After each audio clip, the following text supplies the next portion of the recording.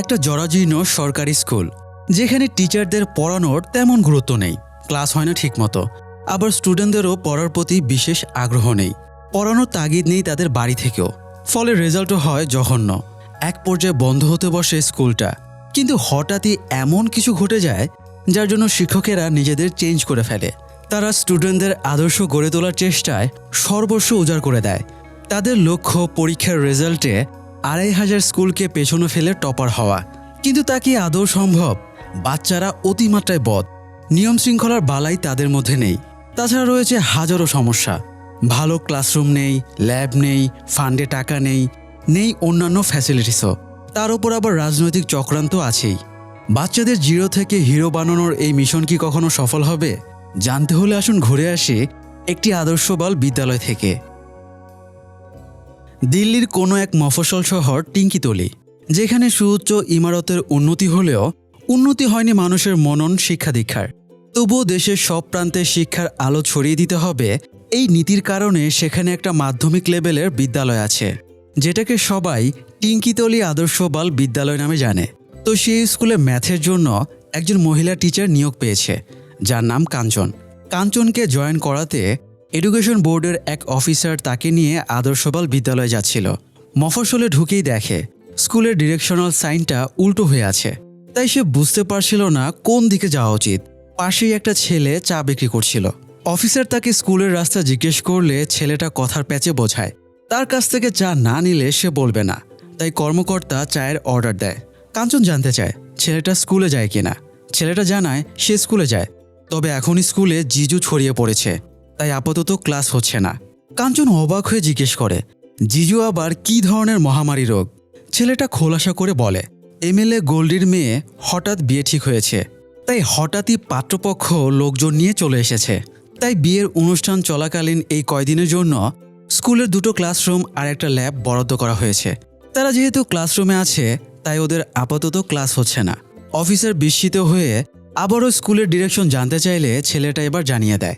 কর্মকর্তা কাঞ্চনকে নিয়ে গাড়িতে করে যাচ্ছিল। হঠাৎ গাড়িটা হার্ড ব্রেক মারলে তারা দেখে স্কুলে পৌঁছে গেছে। স্কুলের সামনে নেই কোনো স্পিড ব্রেকার, আবার কোনো জেব্রা ক্রসিংও নেই। ফলে বাচ্চারা অবাধে রাস্তা পারাপার হচ্ছিল। যাই হোক, স্কুলে নেমে তারা প্রথমেই দেখতে পায় কয়েকটা ছেলে স্কুল ফিল্ডে ক্রিকেট খেলা নিয়ে মারামারি করছে। অফিসার ছুটে গিয়ে ধমক ঠমক দিয়ে ওদেরকে থামায় এবং ওদের হেডমাস্টারকে ডাকতে বলে। তখনই ছেলেগুলোর পেছন থেকে ব্যাট হাতে হেডমাস্টার বেরিয়ে এসে বলে, আমি জ্ঞানেশ্বর ত্রিপাঠী, 49 রানে নট আউট। এটা শুনে ছেলেরা আবারও তার সাথে জ্ঞানজাম শুরু করে দেয় যে সে আউট হয়ে গেছে। আসলে এতক্ষণ ধরে যে ঝামেলাটা হচ্ছিল সেটা হেডমাস্টার জ্ঞানেশ্বরের আউট হওয়া না হওয়া নিয়ে। তো স্কুলে ঢুকে অফিসারের প্রথম অভিজ্ঞতা মোটেও ভালো হয় না। জ্ঞানেশ্বরের অফিস রুমে যাবার পরে অফিসার কিছু না বলে কিছুক্ষণ চুপচাপ বসেছিল। তার বারবার জ্ঞানেশ্বরের নেম প্লেটের দিকে নজর যাচ্ছিল। সে 2টো নেম প্লেট নিয়ে বসে আছে। নীরবতা ভেঙে প্রথমে জ্ঞানেশ্বর বলে, বস্তির ছেলেরা খুব ভালো বল করে, তাই বিপক্ষ টিমের একজন অলরাউন্ডার দরকার, এই জন্যই সে খেলায় পার্টিসিপেট করেছিল। অফিসার বিরক্ত হয়ে বলে, সরকার তাকে বেতন দেয় যাতে স্টুডেন্টদের পরীক্ষার রেজাল্টে মার্কস ভালো আসে। স্কোরবোর্ডে ভালো মার্কস আনার জন্য তাকে বেতন দেওয়া হয় না। এটা শুনে জ্ঞানেশ্বর ইতিহাস শুরু করে। তাদের 10ম গ্রেডের স্টুডেন্টরা কত ভালো রেজাল্ট করেছে, কে টপ করেছে, ইত্যাদি ইত্যাদি। এই সময় আবার রুমের ভেতরে এমএলএর হবু জামাই তার বাবাকে এনে জ্ঞানেশ্বরকে বকাঝকা শুরু করে। ওদের একটা ল্যাবে যেহেতু থাকার ব্যবস্থা করা হয়েছে, তাই ল্যাবে থাকা অনেক কেমিক্যালের সাথে অ্যাডজাস্টমেন্ট করা লাগছে। জামাইয়ের বাবা পানি ভেবে ভুল কোনো লিকুইড কেমিক্যাল খেয়ে ফেলেছে। এরপর থেকে তার শুধু বেগুনি রঙের প্রস্রাব হচ্ছে। জ্ঞানেশ্বর জামাইকে শান্ত করে বলে সে কেমিস্ট্রি টিচারকে পাঠিয়ে দিচ্ছে, সে বেগুনি প্রস্রাবকে শুটিয়ে সাদা বানিয়ে দেবে। জ্ঞানেশ্বর মিষ্টি মিষ্টি কথা বলে জামাইকে সামলে নেয় এবং তাকে বিয়ের অনুষ্ঠানে নাচের জন্য প্রস্তুতি নিতে বলে। এদিকে সবকিছু জ্ঞানেশ্বর সামলে নেবে, এমনকি সে কোমরে এক হাত, অন্য হাত মাথায় রেখে নাচের ভঙ্গি করেও দেখায়। এদের কাণ্ড কারখানা দেখে অফিসার শুধু হা করে তাকিয়ে থাকে। জ্ঞানেশ্বর চেয়ারে ফিরে আসার পরে অফিসার বলে, সরকার শুধু প্রয়োজনীয় ফ্যাসিলিটিসগুলো দিতে পারে, সেগুলো ঠিকঠাক ইউজের দায়িত্ব টিচারের। জ্ঞানেশ্বর একজন টিচার আর 2টো হোয়াইট বোর্ডের জন্য রিকোয়েস্ট করেছিল, তার সেই রিকোয়েস্ট রাখা হয়েছে। অফিসার কাঞ্চনকে দেখিয়ে বলে, এটাই নতুন টিচার। জ্ঞানেশ্বর বলে, সে তো 2জন টিচারের জন্য রিকোয়েস্ট করেছিল, ম্যাথের আর ফিজিক্সের।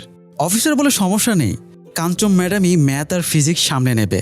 এবার কাঞ্চন মুখ খুলে বলে, আমি ম্যাথের টিচার, ফিজিক্স কিভাবে সামলাবো? অফিসার বলে, ম্যাথ ফিজিক্স খালাতো ভাইয়ের মতো, একটা পারলে অন্যটাও পারা যাবে। সে কাঞ্চনকে কেরানির অফিসে গিয়ে জয়নিংয়ের কাগজপত্র জমা দিতে বলে। এরপরে জ্ঞানেশ্বরকে বলে, যদিও আপনাকে বলে লাভ নেই, তবুও ক্যামব্রিজের কাগজপত্র মেইল করে দিয়েন। এই বলে সে উঠে চলে যায়। জ্ঞানেশ্বর তো প্রথমে মাথা নেড়ে হ্যাঁ বলে দেয়। তারপরে খেয়াল হয়, স্যার ক্যামব্রিজের কথা কি বলল যেন? সে বাইরে ছুটে এসে অফিসারকে ব্যাপারটা সম্পর্কে ভালোভাবে জিজ্ঞেস করে। অফিসার বিরক্ত হয়ে বলে, মেইল তো মনে হয় কখনো চেক করেন না। জ্ঞানেশ্বর বলে, সে নিয়মিত মেইল চেক করে, তবে গত রাতে খেলা সুপার ওভার পর্যন্ত গড়িয়েছিল, তাই 1.5 GB ডেটা সব শেষ হয়ে গিয়েছিল। অফিসার এবার আরও বিরক্তি নিয়ে বলে, জ্ঞানেশ্বরের মতো আতেল টিচারদের পারফরমেন্স বের করার জন্য সরকার নতুন স্কিম চালু করেছে। এবছর 10ম শ্রেণীর রেজাল্টে যারা দিল্লির টপ 10টা স্কুলের ভেতরে থাকবে, সেই সব স্কুলের টিচারদের ট্রেনিংয়ের জন্য ক্যামব্রিজে পাঠানো হবে। কথাটা শুনে জ্ঞানেশ্বরের চোখ মুখ উজ্জ্বল হয়ে ওঠে, যেন সে এখনই চোখের সামনে ইংল্যান্ডের ক্যামব্রিজ ইউনিভার্সিটিকে দেখতে পাচ্ছিল। জ্ঞানেশ্বর জানায় সেও ক্যামব্রিজে যাবে। অফিসার তাচ্ছিল্য করে বলে, জ্ঞানেশ্বরের ক্যামব্রিজে যাবার স্বপ্ন পূরণ হবে না, কারণ টপ করতে হলে অন্তত 2500 স্কুলকে পেছনে ফেলা লাগবে। জ্ঞানেশ্বরের 10ম শ্রেণীর ব্যাচ যতই ভালো হোক না কেন, তাদের রেজাল্টে টপ করতে হলে টিচার না, বরং স্বয়ং ভগবানের সাহায্যের প্রয়োজন হবে। তখন জ্ঞানেশ্বর একটা স্টুডেন্টকে দেখে তাকে ডাক দেয় এবং অফিসারকে দেখাতে বলে তারা অ্যাসেম্বলিতে কি করে। ছেলেটা মন্ত্র পড়ে অ্যাক্টিং করে দেখায় তারা রোজ কিভাবে ভগবানের কাছে প্রার্থনা করে। জ্ঞানেশ্বরের ছেলেটার প্রতি এক্সট্রা স্নেহ ছিল। সে অফিসারকে ছেলেটার পরিচয় দিয়ে বলে, এর নাম কমলকান্ত কুট্টান, সে ভবিষ্যতের স্টেট টপার।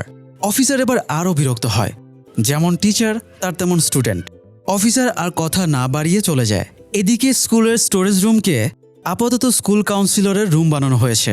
স্কুল কাউন্সিলের কাজ স্টুডেন্টদের বিভিন্ন সমস্যার সমাধান করা এবং তাদের মানসিক বিকাশে হেল্প করা। তো আজকে বানশি নামের একটা বাচ্চা তার এক সিনিয়র পালকের বিরুদ্ধে অভিযোগ নিয়ে এসেছে। দুজনই স্কুল কাউন্সিলর মুকুলের সামনে বসেছিল।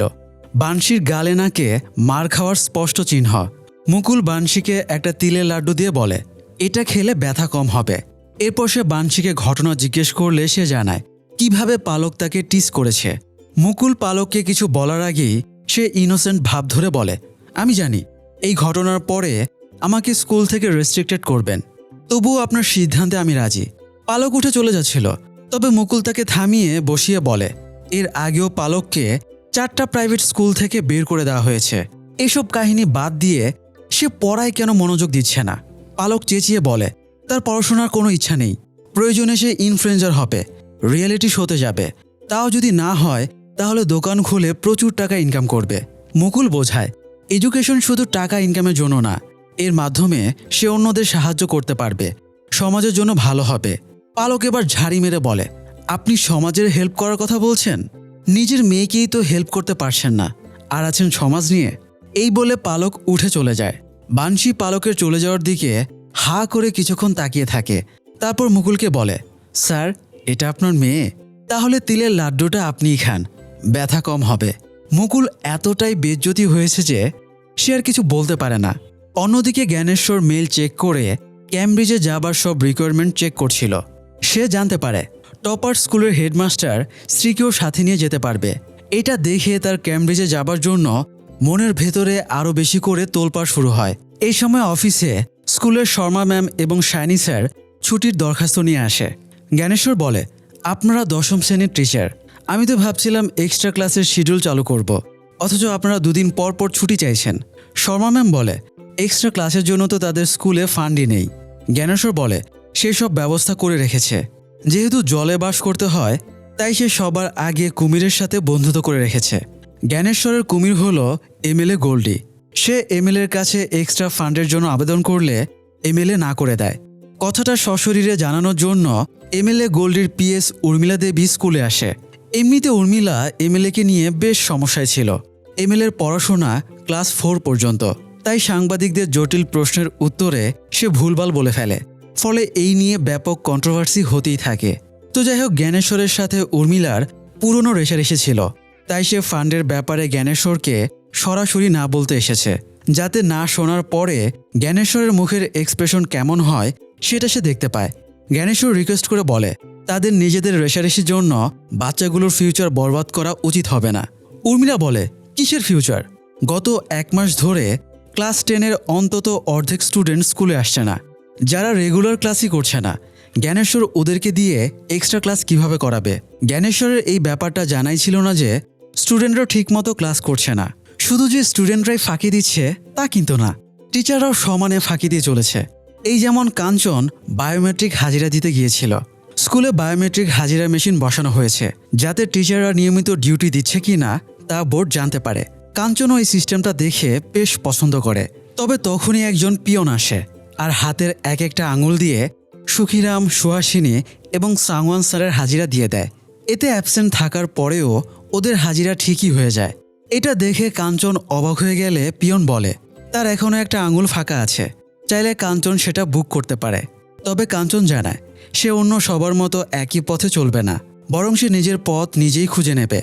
অথচ একটু এগিয়ে গিয়ে কাঞ্চনকে আবারও ফিরে আসতে হয়, কারণ স্টাফ রুমের পথ চিনতে তার সাহায্য লাগবে।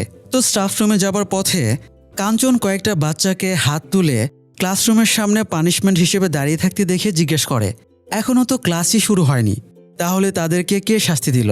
বাচ্চারা নামটা বলতে ভয় পাচ্ছিল। তবুও কাঞ্চন ভরসা দেওয়ায় একটা বাচ্চা কানে কানে শুধু নামটাই বলে, মিনা। তো কাঞ্চন স্টাফ রুমে গিয়ে প্রথমে নিজেকে ইন্ট্রোডিউস করে, তবে কেউই তাকে পাত্তা দেয় না। এরপরে সে জিজ্ঞেস করে এখানে মিনা ম্যাডাম কে? যেহেতু সে মিনা রাজুর কার্টুন দেখে বড় হয়েছে, তাই ভাবছিল মিনা কোনো মেয়েই হবে। কিন্তু পেছন থেকে এক শক্ত সমর্থ বিশালদেহী পুরুষ টিচার এসে বলে তার নামই মিনা, সে কোনো ম্যাডাম না, সে একজন স্যার, যদিও তার আসল নাম হংসরাজ। কাঞ্চন এবার জিজ্ঞেস করে মিনা বাচ্চাদের ক্লাস থেকে বের করে দিয়ে শাস্তি দিয়েছে কিনা। মিনা স্কুলের ব্যাকরণ শিক্ষক, তাই সে ব্যাকরণের ভাষায় জিজ্ঞেস করে আপনি বাচ্চাদের ক্লাস থেকে বের করে দিয়েছেন, এখানে কোনটা কর্তৃকারক, কোনটা কর্মকারক এবং কোনটা অপাদানকারক আইডেন্টিফাই করেন। কাঞ্চন একটু ভেবে বলে কর্তৃকারক মিনা স্যার নিজেই, কর্মকারক বাচ্চারা, আর অপাদানকারক ক্লাসরুম। তো উত্তর শোনার পরে মিনা জিজ্ঞেস করে তাহলে এখানে কাঞ্চন কোন ফাঁক দিয়ে ঢুকছে, তার এর ভেতরে কি কাজ? ব্যাকরণের জটিলতা বুঝতে না পেরে কাঞ্চন মিনাকে বোঝানোর চেষ্টা করে শিক্ষা বোর্ডের বর্তমান নিয়ম অনুযায়ী বাচ্চাদের শাস্তি দেওয়া যাবে না, তাদের সাথে বন্ধুত্ব করতে হবে। এই সময় ঘন্টা বেজে যাওয়ায় মিনা বলে আপনি বাচ্চাদের সাথে বন্ধুত্ব করেন, আমি ক্লাসে গেলাম। সেদিনের মতো স্কুল শেষ করে জ্ঞানেশ্বর বাড়িতে গিয়ে রাতের স্বপ্নের ক্যামব্রিজের স্কেচ আঁকছিল, যেটার সামনে সে আর তার স্ত্রী দাঁড়িয়ে আছে। জ্ঞানেশ্বরের স্ত্রী ঘুম ঘুম ভাব নিয়ে শুয়েছিল, তার স্ত্রীর বেশ গরম লাগছিল, তাই সে ফ্যানের রেগুলেটর ঘুরিয়ে দেয়। তবুও ফ্যানের স্পিড একটুও বাড়ে না। জ্ঞানেশ্বরের বেশ খারাপ লাগে, স্ত্রীকে সে কোনো বিলাসিতাই দিতে পারেনি। এবার তার সামনে ফরেন ট্যুরের সুযোগ, এটাকে সে যে কোনো মূল্যে কাজে লাগাতে চাইছিল। এই জন্য পরের দিন সে অ্যাবসেন্ট স্টুডেন্টদের অভিভাবকদের ডেকে আনে, তাদেরকে নাস্তা করতে রেখে বোর্ডের সাইকেলে এঁকে বোঝায় সন্তান আর বাবা মা সাইকেলের 2 চাকার মতো, 2 চাকা অ্যাডজাস্ট হলে তবেই মঞ্জিল পর্যন্ত পৌঁছানো যাবে। একজন অভিভাবক উঠে বলে ওই হারামজাদাকে আমি সাইকেল কিনে দেব না, আগেরবার হারামজাদাটা প্যাডেল মেরে নদিয়ায় চলে গিয়েছিল। আরেক অভিভাবক আবার উঠে দাঁড়িয়ে নিজের প্লেট উঁচু করে বলে সিঙ্গারার সাথে আরেকটু চাটনি পেলে ভালো হয়। জ্ঞানেশ্বর পরিস্থিতি সামলে নিয়ে একটা ম্যাগাজিনের ফটো দেখায়, যেখানে অন্য স্কুলের টপার স্টুডেন্টদের অভিভাবকদের ফটো ছিল। জ্ঞানেশ্বর বোঝায় যদি তাদের স্কুলের ক্লাস 10-এর বাচ্চারা ভালো রেজাল্ট করে তাহলে তাদের বাবা মায়েরও এভাবে ফটো ছাপা হবে। শুনে তো সবাই উৎসুক হয়ে যায়, কিন্তু যখনই জ্ঞানেশ্বর বলে ফটো পেতে হলে বাচ্চাদের নিয়মিত স্কুলে পাঠাতে হবে, তখনই তাদের মুখটা বেজার হয়ে যায়, কারণ ওরা ছেলে মেয়েদের বিভিন্ন কাজে লাগিয়ে দিয়েছে। ওদের কথা হলো ছেলেমেয়েরা তো এমনিতেই কাজ করে ভালো ইনকাম করছে, তাহলে স্কুলে এসে সময় নষ্ট করে কি লাভ? জ্ঞানেশ্বর তাদেরকে বোঝাতে ব্যর্থ হয়। ওরা নিজেদের ধ্যান ধারণা নিয়ে সবাই উঠে চলে যায়। এদিকে কাঞ্চন আজ প্রথম ক্লাসে গিয়েছে। প্রথম ক্লাসটা ছিল ফিজিক্স ক্লাস। ক্লাসে ঢুকে সে নিজের পরিচয় দেয়। হোয়াইট বোর্ডে অন্য একটা ক্লাসের পাঠ লেখা ছিল। কাঞ্চন ডাস্টার দিয়ে মুছতে গিয়ে দেখে মার্কারের কালি মুছছে না। বাচ্চারা জানায় একদিন শর্মা ম্যাডাম ভুল করে পার্মানেন্ট মার্কার দিয়ে লিখেছিল, তাই এই কালি আর ওঠে না। বোর্ডের ডান পাশে সামান্য ফাঁকা জায়গা আছে। বাচ্চারা কাঞ্চনকে ওইটুকু ইউজের পরামর্শ দেয়। কাঞ্চন আজ ক্লাসে নিউটনের গ্র্যাভিটি পড়াবে, তাই প্র্যাকটিক্যালি বোঝানোর জন্য সে একটা আপেলও নিয়ে এসেছে। সে আপেল টেবিলে রেখে বোর্ডে লিখে ফিরে তাকিয়ে দেখে আপেলটা নেই। পেছনের একটা ছেলে আপেলটা চুরি করে অলরেডি একটা কামড় বসিয়ে দিয়েছে। কাঞ্চন ছেলেটার কাছে গিয়ে আপেল ফেরত চায়, কারণ প্রেজেন্টেশনের জন্য ওটা খুবই জরুরি। ছেলেটা বলে আপেল ফেরত না দিলে ম্যাডাম কি তাকে ক্লাস থেকে বের করে দেবে। কাঞ্চন বলে সে কাউকে ক্লাসে শাস্তি দেবে না, অন্য ক্লাসে যেটাই হোক তার ক্লাসে কাউকে শাস্তি দেওয়া হবে না। কথা শেষ করতে না করতেই স্টুডেন্টরা হইচই শুরু করে দেয়। এক মুহূর্তেই এরা কন্ট্রোলের বাইরে চলে যায়, যে যার মতো বাদরামি করতেই থাকে। কেউ কেউ তো আবার ক্লাসের ভেতরেই কানামাছি খেলা শুরু করে। কাঞ্চন বউকে ধমক দিয়েও কাউকে সামলাতে পারছিল না। আবার হঠাৎই জাস্ট 1 সেকেন্ডের ভেতরেই সবাই বরফের মতো ঠান্ডা হয়ে যায়। কাঞ্চন পেছনে তাকিয়ে দেখে মিনাসের এসে দাঁড়িয়ে আছে। মিনাকে দেখা মাত্রই সবাই ভয়ে থরথর করে কাঁপছিল।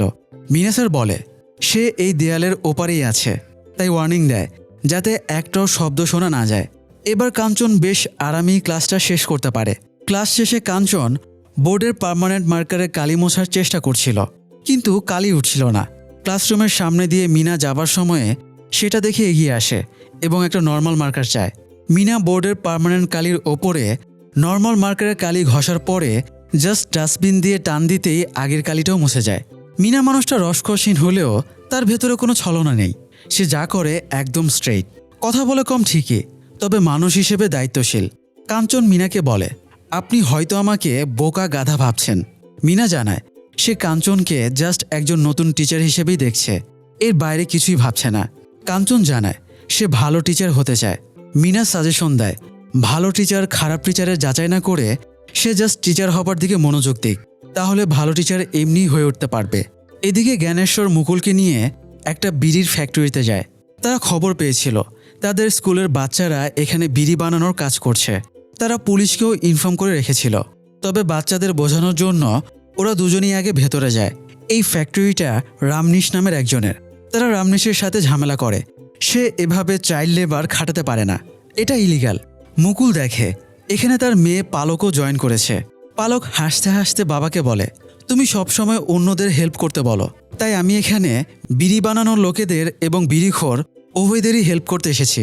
এ সময় ভেতরে পুলিশ ঢোকে এবং ইন্সপেক্টর হম্বিতম্বি শুরু করে। তখন রামনিশ ইন্সপেক্টরকে কিছু সময়ের জন্য সাইডে রেখে নিয়ে যায়। ফিরে এসে ইন্সপেক্টরের পুরো ভোল পাল্টে যায়।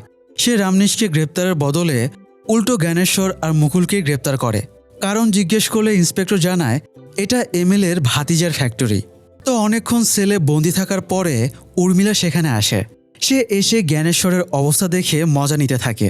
জ্ঞানেশ্বর তাদের জেল থেকে আর বাচ্চাদের বিড়ির ফ্যাক্টরি থেকে বের করার রিকোয়েস্ট করে। উর্মিলা বলে নিউজ চ্যানেলের কন্ট্রোভার্সির কারণে পরের ইলেকশনে গোল্ডি এমনি হেরে যাবে, তাই তার চলমান ব্যবসাগুলো বন্ধ করে কি লাভ। জ্ঞানেশ্বর জানায় গোল্ডির যা প্রয়োজন তা সে দিতে পারবে, আর তা হলো ভোট। এটা শুনে জ্ঞানেশ্বরের কথা মেনে নেওয়া হয় এবং তাদের জেল থেকেও বের করা হয়। তো এরপরে স্কুলে একটা জনসভার আয়োজন করা হয়। সব স্টুডেন্টস আর তাদের অভিভাবকদের ডাকা হয়। এমএলএ গোল্ডির হাতে একটা স্ক্রিপ্ট ধরিয়ে দেওয়া হয়। গোল্ডিও সেই অনুযায়ী ভাষণ দেওয়া শুরু করে, শিক্ষার গুরুত্ব তুলে ধরে। তবে ভাষণের সময়ে ইমোশন ক্রিয়েটের জন্য স্ক্রিপ্টের এক জায়গায় লেখা ছিল এখানে চোখে অশ্রু বের করতে হবে। গোল্ডি না বুঝে সেটাও রিডিং পড়ে ফেলে। অবশ্য যেহেতু সে পলিটিশিয়ান, তাই সহজেই ব্যাপারটা সামলে নেয়। সে ইমোশনাল হবার ভেগ ধরে বলে সে অশিক্ষিত, এই জন্য মিডিয়া তাকে নিয়ে অনেক আজে বাজে কথা ছড়িয়ে বেড়ায়। পড়াশোনা না করার জন্য এখন সে আফসোস করে, তবে সে এই বাচ্চাদের যেভাবেই হোক পড়াশোনা করাবে, যাতে ওদেরকে বেইজ্জতি হতে না হয়। গোল্ডির বক্তৃতার পরে পাবলিক ভীষণ খুশি হয়, ফলে গোল্ডির রাজনৈতিক ক্যারিয়ার বেঁচে যাওয়ার একটা চান্স তৈরি হয়। এতে খুশি হয়ে সে এক্সট্রা ক্লাসের ফান্ডের ব্যবস্থাও করে দেয়। এই ঘটনার পরে জ্ঞানেশ্বর অফিসে ফিরে ক্যামব্রিজের স্বপ্ন দেখছিল। এই সময় কাঞ্চন কমলকান্ত কুট্টানকে নিয়ে অফিসে ঢোকে। জ্ঞানেশ্বর কমলকে দেখে বলে এটা তো আমাদের স্কুলের টপার, ভবিষ্যতে সে স্টেটস টপার হবে। কাঞ্চন অভিযোগ করে কমল পরীক্ষায় নকল করছিল। প্রথমে জ্ঞানেশ্বর বিশ্বাস করে না। তখন কাঞ্চন কমলের স্কুল ব্যাগ ঝেড়ে দেখায়, ব্যাগ ভর্তি নকলের চিরকুট। কাঞ্চন আরও প্রমাণ দিতে কমলকে সাধারণ কিছু প্রশ্ন করে, অথচ সে এই উত্তরও দিতে পারে না। টপার স্টুডেন্টের এই দশা দেখে জ্ঞানেশ্বরের ক্যামব্রিজে যাবার স্বপ্ন আবারও ধাক্কা খেয়ে ভেঙে যায়। ফলে পায়ের জুতোটাও এবার তার হাতে উঠে আসে। তো যাই হোক, হাড়ির একটা ভাত টিপলেই পুরো হাড়ির খবর জানা যায়। তাই কমলের ব্যাপারটাই বুঝিয়ে দেয় পুরো ক্লাসের কি অবস্থা। তাই দশম শ্রেণীর স্টুডেন্টদের সবাইকে আলাদা আলাদা ডেকে ভাইবা নেওয়া হয়। তবে একজনও সঠিক উত্তর দিতে পারে না। লাস্টের জনের উত্তরটা ছিল সবচেয়ে সাংঘাতিক। জ্ঞানেশ্বর একটা স্টুডেন্টকে জিজ্ঞেস করে, নেপোলিয়নের মৃত্যুর আগে তার লাস্ট কথা কি ছিল? ছেলেটা বুকে হাত দিয়ে বাংলা সিনেমার আনোয়ার হোসেনের স্টাইল কপি করে আমেনার মা বলে চিৎকার করে মরার অ্যাক্টিং করে। এবার জ্ঞানেশ্বরেরও ধৈর্যের বাঁধ ভেঙে যায়। সে আবারও অভিভাবক মিটিং ডাকে এবং বলে তাদের ছেলেমেয়েরা কিচ্ছু পারে না, এতদিন নকল করে পাশ করেছে। জ্ঞানেশ্বর টোপ দেয়, ভালো করে না পড়লে বিদেশ যাবে কিভাবে? যদিও সে নিজের বিদেশে যাবার কথা বলছিল, তবে সে কথাটা এমনভাবে বলে যে শুনে মনে হয় স্টুডেন্টদের বিদেশে যাবার কথা বলছে। এ সময় মুকুল বলে ওঠে, এই বাচ্চাদের পড়ানোর চেষ্টা করা মানে ইঞ্জিনবিহীন গাড়িতে পেট্রোল ঢালার মতো। এদের পড়াশোনার জন্য নিজেদের ভেতরেও কোনো আগ্রহ নেই, আবার বাইরে থেকেও কোনো মোটিভেশন নেই। তাই মুকুল সাজেশন দেয়, যদি তাদের স্কুলের পুরনো ক্যারিয়ার সফল লোকেদের আনা হয় তাহলে বাচ্চারা ওদেরকে দেখে মোটিভেশন পাবে। এভাবে তাদের বাচ্চাদের আদর্শ স্টুডেন্ট হিসেবে গড়ে তোলা ইজি হবে। জ্ঞানেশ্বর মুকুলকে এরকম লোকেদের খুঁজে বের করার অনুমতি দেয়। এদিকে কাঞ্চন স্টুডেন্টদের শাস্তি দেবার একটা অন্য উপায় বের করেছে। যে স্টুডেন্ট স্কুলে ব্যাগের ভেতরে খেলনা আনত সে তার ব্যাগ কেড়ে নিয়ে স্টাফ রুমে রেখে দিত। যদিও মিনা তাকে ডাস্টার ইউজের পরামর্শ দিত। তার মতে ডাস্টার একটা ঐশ্বরিক জিনিস, এটা যেমন টিচারের ভুল শুধরে দিতে পারে তেমনি স্টুডেন্টের পিঠও ব্যথা করতে পারে। এটা দিয়ে শাসন না করলে ওরা শুধরাবে না। তবুও কাঞ্চন বলে সে নিজের টেকনিকেই কাজ করবে, তবে তার টেকনিক যে ভয়াবহ বিপদ ডেকে আনবে এটা সে কল্পনাও করতে পারেনি। উর্মিলা দেবী এসে কাঞ্চনকে জিজ্ঞেস করে সে গতকাল ক্লাস 7-এর একটা বাচ্চার ব্যাগ নিয়েছিল কিনা। কাঞ্চন স্বীকার করে সে চান্দিরাম নামের একটা বাচ্চার ব্যাগ নিয়েছিল। উর্মিলা জানায় এমএলএ গোল্ডির মায়ের সাইডের ভাই তাম্বের সৎ ছেলে হলো চান্দিরাম। পাশ থেকে মিনা বিরক্ত হয়ে বলে, তো কি হয়েছে, ওদের পুরো ফ্যামিলি কি ধাতু দিয়ে তৈরি নাকি? উর্মিলা মিনার কথার উত্তর না দিয়ে কাঞ্চনের দিকে ফোকাস করে বলে, গোল্ডির সৎ ভাতিজাকে একটা ঘড়ি গিফট করেছিল যেটার মূল্য 1.5 লক্ষ টাকা। ঘড়িটা রাখা ছিল ওই ব্যাগের ভেতরেই। ইভেন কাঞ্চন ব্যাগ কেড়ে নেবার সময়ও ঘড়িটা ব্যাগেই ছিল, কিন্তু ব্যাগ ফেরত দেবার পরে ঘড়িটা আর ব্যাগের ভেতরে পাওয়া যায়নি। উর্মিলা ওয়ার্নিং দিয়ে বলে কাঞ্চন যেন আগামী 4 দিনের ভেতরে ঘড়িটা ব্যাগ দেয়, না হলে শুরুর আগেই তার চাকরি নট হয়ে যাবে। কাঞ্চন এবার বেশ টেনশনে পড়ে যায়। ঘটনা কখনো এই দিকে মোড় নেবে সে ভাবতেও পারেনি। মিনা আবারও ডাস্টার ইউজের পরামর্শ দেয়, তাহলে একটার জায়গায় 3-4টা ঘড়িও বের হয়ে যেতে পারে। তবে কাঞ্চন জানায় সে এবারও নিজের টেকনিকে কাজ করবে। স্কুল ছুটির পরে জ্ঞানেশ্বর, মিনা, মুকুল এবং শাইনি বিষ্ণুর ক্যাফেতে খেতে গিয়েছিল। সেখানে তারা রোল মডেল হিসেবে কাকে স্কুলে আনবে এই নিয়ে আলোচনা করছিল। বিষ্ণু খাবার দিতে এসে জ্ঞানেশ্বরকে বলে তার ছেলে নরেন এত পড়াশোনা করে তবুও রেজাল্ট খারাপ হয়, তার স্বপ্ন ছেলেকে ডাক্তার বানাবে, কিন্তু এরকম রেজাল্ট হলে তো ক্লাস 10-এও পাশ করতে পারবে না। জ্ঞানেশ্বর ভরসা দিয়ে বলে নরেন খুব ভালো ছেলে, এভাবে লেগে থাকলে অবশ্যই উন্নতি করবে। সেখানে মুকুল তার মেয়ে পালককে দেখতে পায়।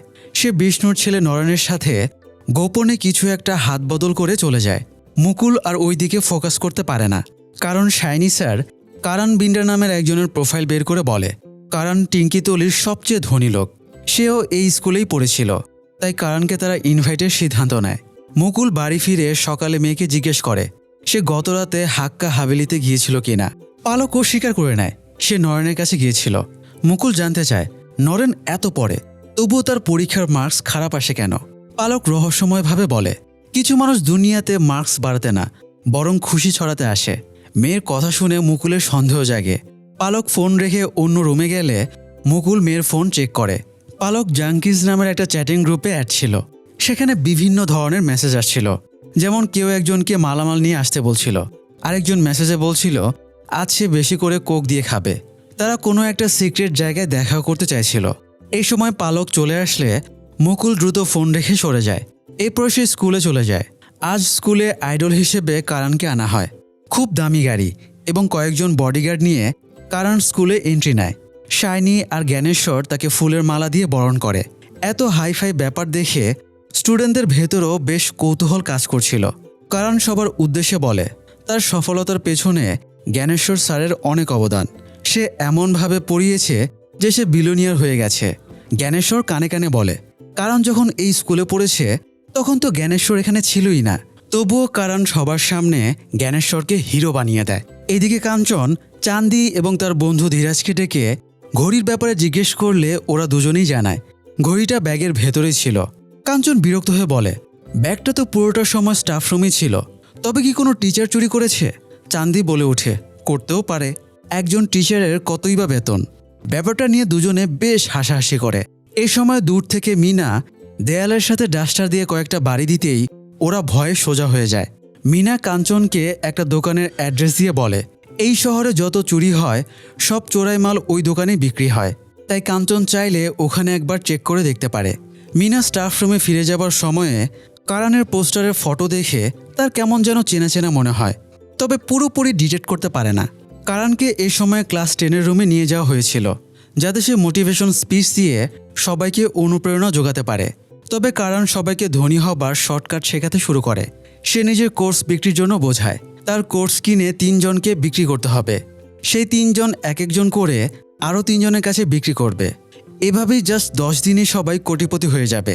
কারান জানায় তাদের কোর্সের দাম 9,999 টাকা, তবে আজ ডিসকাউন্টে 4,999 টাকা। আগামী 5 মিনিটের ভেতরে কোর্স কেনা প্রথম 25 জনের জন্য কোর্স প্রাইস মাত্র 999 টাকা। এটা শুনে ক্লাসের সব বাচ্চারা ছুটে টাকা আনতে বেরিয়ে যায়, এমনকি জ্ঞানেশ্বর নিজেও বাচ্চাদের সাথে বেরিয়ে যায়। এদিকে মুকুল পালককে ফলো করে একটা ফাঁকা বিল্ডিংয়ে আসে। এসেই দেখে একজন টালমাটাল হয়ে আছে, আরেকজন চ্যাগায়া পড়ে আছে। সেখানে নরেনও ছিল। পালক বাবাকে এখানে দেখে রেগে যায়। মুকুল জিজ্ঞেস করে, এসব কতদিন ধরে চলছে? পালক জানায় 1 বছর ধরে। মুকুল বলে, এসব স্বাস্থ্যের জন্য ক্ষতিকর। পালক জানায় সপ্তাহে 2 থেকে 3 বার চলে এসব। মুকুল এবার কপাল চাপড়ে বলে, এতবার? ড্রাগ অ্যাডিকশন মোটেও ভালো জিনিস না। পালক বিস্মিত হয়ে বলে, এখানে তারা ড্রাগ নিতে আসে না। মুকুল টালমাটাল ছেলেটাকে দেখিয়ে বলে, ওর তো সেন্সই নেই, দেখেই বোঝা যাচ্ছে নেশা করে আছে। যদিও ছেলেটা চশমা হারিয়ে এরকম টালমাটাল হয়েছিল, কারণ সে চশমা ছাড়া কিছুই দেখতে পায় না। তার কাণ্ড দেখে মনে হতেই পারে সে মাতাল হয়ে আছে। তো পালক এবার মুকুলকে ভেতরে নিয়ে গেলে মুকুল দেখে সেখানে রান্নার জিনিসপত্র রয়েছে। পালক জানায় এখানে তারা খাবার খেতে আসে। খাবার রান্না করে নরেন।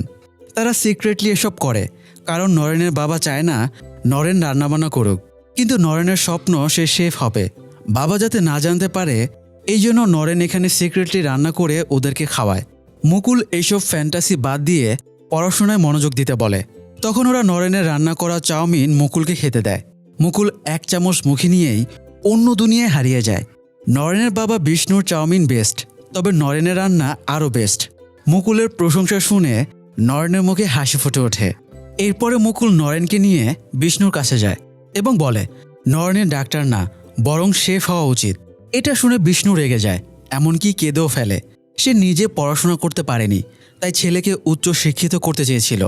মুকুল বোঝায় এই দেশে যেমন ডাক্তার ইঞ্জিনিয়ারের দরকার আছে, তেমনই শেফেরও দরকার আছে। নরেনের যেটা প্যাশন তাকে ওটাই করতে দেওয়া উচিত। মুকুল নরেনের রান্না করা চাউমিন বিষ্ণুকে খেতে দেয়। একবার মুখে নিতেই বিষ্ণুরও মনটা গলে যায় এবং ছেলের পাশে দাঁড়ায়। আর এভাবেই মুকুল নরেনের স্বপ্ন পূরণে হেল্প করে। এদিকে কাঞ্চন উর্মিলাকে নিয়ে মিনার বলা দোকানটাতে যায়। তারা দোকানদারকে ক্লাস 10-এর বাচ্চাদের ফটো দেখিয়ে জিজ্ঞেস করে এরা কেউ ঘড়ি বিক্রি করতে এসেছিল কিনা। দোকানদার জানায় এই বাচ্চারা কেউ আসেনি, তবে জ্ঞানেশ্বর একটা ঘড়ি বিক্রি করতে এসেছিল। জাস্ট এতটুকু শুনেই উর্মিলা রিয়াক্ট করে বলে, জ্ঞানেশ্বর চোর, বাটপার, মিথ্যাবাদী, ওর জন্য চুরি করা কোনো ব্যাপারই না। কাঞ্চন বোঝানোর চেষ্টা করে হয়তো কোনো ভুল বোঝাবুঝি হয়েছে, কিন্তু উর্মিলা কনফিডেন্সের সাথে বলে জ্ঞানেশ্বরই ঘড়িটা চুরি করেছে। অন্যদিকে জ্ঞানেশ্বর এ সময় অফিসে ছিল। সেখানে স্টুডেন্টদের বাবারা এসে ঝামেলা শুরু করে। শর্টকাটে বড়লোক হবার কোর্সের জন্য বাচ্চারা ওদেরকে প্রেশার দিয়ে টাকা নিয়েছে। একটা ছেলে তার বাবার কিডনি পর্যন্ত বিক্রি করে দিতে চেয়েছে। আরেক ছেলে বাবাকে আরও 2টা বিয়ে করতে বলেছে, যাতে যৌতুকের টাকায় ডায়মন্ড লেভেলে পৌঁছাতে পারে। তো ওরা এখন ওদের টাকা ব্যাক চাইছিল। ওদের কথাবার্তা থেকে মিনার মনে পড়ে যায় সে কারানকে কিভাবে চেনে। এরপরে সে কারান যে হোটেলে আছে সেই হোটেলে যায় এবং জায়গা মতো ট্রস করে দেয়। তারপর তাকে একটা মাদুলি দেখায়। কয়েক বছর আগে কারান মাদুলি বিক্রি করে বেড়াতো। সে সবাইকে টোপ দিত এই মাদুলি নিলে তাদের সব ঋণ দেনা শোধ হয়ে যাবে, এমনকি তাদের পূর্বপুরুষদের ঋণ দেনাও শোধ হয়ে যাবে। মিনাও সেই সময় একটা মাদুলি নিয়েছিল, তবে ঋণ দেনা শোধ হবার বদলে আরও 2-3 গুণ বেড়ে গেছে। বাকিদের সাথেও একই ঘটনা ঘটেছে। মিনা শেফুদার মতো ট্রস করে মেরে ওয়ার্নিং দেয় কারণ যেন সবার টাকা ফেরত দেয়। এদিকে কাঞ্চন জ্ঞানেশ্বরের কাছে এসে চিল্লিয়ে বলে তার লজ্জা হওয়া উচিত। জ্ঞানেশ্বর আজ একটা খারাপ কাজ করে ফেলেছে। পুরুষ টয়লেট বন্ধ হয়ে গেছিল, তাই সে লেডিস টয়লেট ইউজ করেছিল। সে ভাবে কাঞ্চন এই ব্যাপারে তাকে অভিযোগ করতে এসেছে। তবে কাঞ্চন ধীরাজ আর চান্দিকে ডেকে ভেতরে এনে অভিযোগ করে জ্ঞানেশ্বর এদের ঘড়ি চুরি করেছে। দোকানদার নিজে আইডেন্টিফাই করেছে। জ্ঞানেশ্বর জানায় সে ঘড়ি বিক্রি করতে গিয়েছিল ঠিকই, তবে সেটা নিজের ঘড়ি। ঘড়ি বিক্রির টাকা দিয়ে সে কারানের কোর্স স্কিমে জয়েন করেছিল। কাঞ্চন বিস্মিত হয়ে বলে তাহলে চুরিটা করলো কে?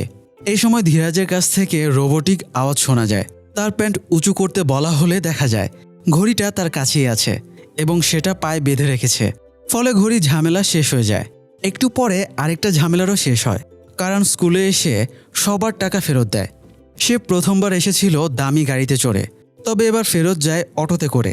এমনকি যাবার ভাড়াটাও সে নেয় জ্ঞানেশ্বরের কাছ থেকে। জ্ঞানেশ্বর চিন্তিত ছিল আইডল হিসেবে তারা কাকে নিয়ে আসবে। তখন মুকুল বিষ্ণুর নামটা সাজেস্ট করে, কারণ আইডল যে শুধু সফল ব্যক্তিকে হতে হবে তা কিন্তু না, বরং একজন আদর্শবান মানুষই সবার আইডল হওয়া উচিত। সে কঠোর পরিশ্রম করে এবং সততার মাধ্যমে নিজের স্বপ্ন পূরণ করেছে। যাই হোক, ঘড়ি ফেরত পাওয়ার পরে কাঞ্চন এসে জ্ঞানেশ্বরকে সরি বলে। সে জানায় উর্মিলা ম্যাম খুব কনফিডেন্সের সাথে বলেছিল, যার কারণে সে ম্যানিপুলেট হয়ে গিয়েছিল। জ্ঞানেশ্বর এবার তার মোবাইলে কাঞ্চনকে কিছু একটা দেখায়, যা দেখে কাঞ্চন হতবাক হয়ে যায়। এরপরে সে উর্মিলার কাছে গিয়ে জিজ্ঞেস করে ম্যাম, আপনার সাথে কি জ্ঞানেশ্বর স্যারের বিয়ে ঠিক হয়েছিল? প্রশ্ন শুনে উর্মিলাও ক্ষেপে যায়। তবে সে স্বীকার করে জ্ঞানেশ্বরের সাথে তার বিয়ের কথাবার্তা চলছিল। একদিন জ্ঞানেশ্বর তার বাড়িতে দেখতেও আসে। যদিও জ্ঞানেশ্বর বিএড পাস ছিল, তবুও মানুষ তাকে 11 ফেল জ্ঞানেশ্বর বলে রাখত, কারণ এর আগে 11 জন মেয়ে তাকে রিজেক্ট করে দিয়েছিল। উর্মিলাও জ্ঞানেশ্বরকে রিজেক্টই করত, কিন্তু তার আগে জ্ঞানেশ্বরই তাকে রিজেক্ট করে দেয়। আর এই ব্যাপারটা উর্মিলাকে প্রচণ্ড মানসিক পেইন দেয়। তার আত্মসম্মানও ব্যাপারটা লেগে যায়, তাই সে আর কখনো বিয়েই করেনি। বিয়ে বাদ দিয়ে সে রাজনীতিতে যোগ দেয়। তো এই ছিল দুজনের ঝামেলার কাহিনী। তবে এদিকে স্কুলে আরেকটা ঝামেলা হয়ে যায়। স্কুলে পরিষ্কার খাবারের পানির সংকট তৈরি হয়। স্কুলের পুরনো ওয়াটার ফিল্টারের বেহাল দশা। একদিন শাইনি স্যার ওয়াটার ফিল্টার থেকে বোতলে পানি নিয়ে 2 ঢোক দিতেই দেখে ওয়াটার ফিল্টারের ভেতর থেকে বাচ্চারা বেরিয়ে আসছে। একজন তো প্যান্টের চেন লাগাতে লাগাতে বের হয়। বাচ্চাটার মুখে দুষ্টু হাসি দেখেই শাইনি বুঝে যায় ওয়াটার ফিল্টারের ট্যাঙ্কের ভেতরে পানি নেই, বরং বদমাশ বাচ্চারা প্রস্রাব করে রেখেছে। এই ব্যাপারটা নিয়ে টিচারেরা বেশ ক্ষোভে ফেটে পড়ে। তারা রেগুলার এই পানির সংকটে ভুগছে। টিউবওয়েল থেকে পানি আনতে হলেও অনেকটা দূরে যাওয়া লাগে।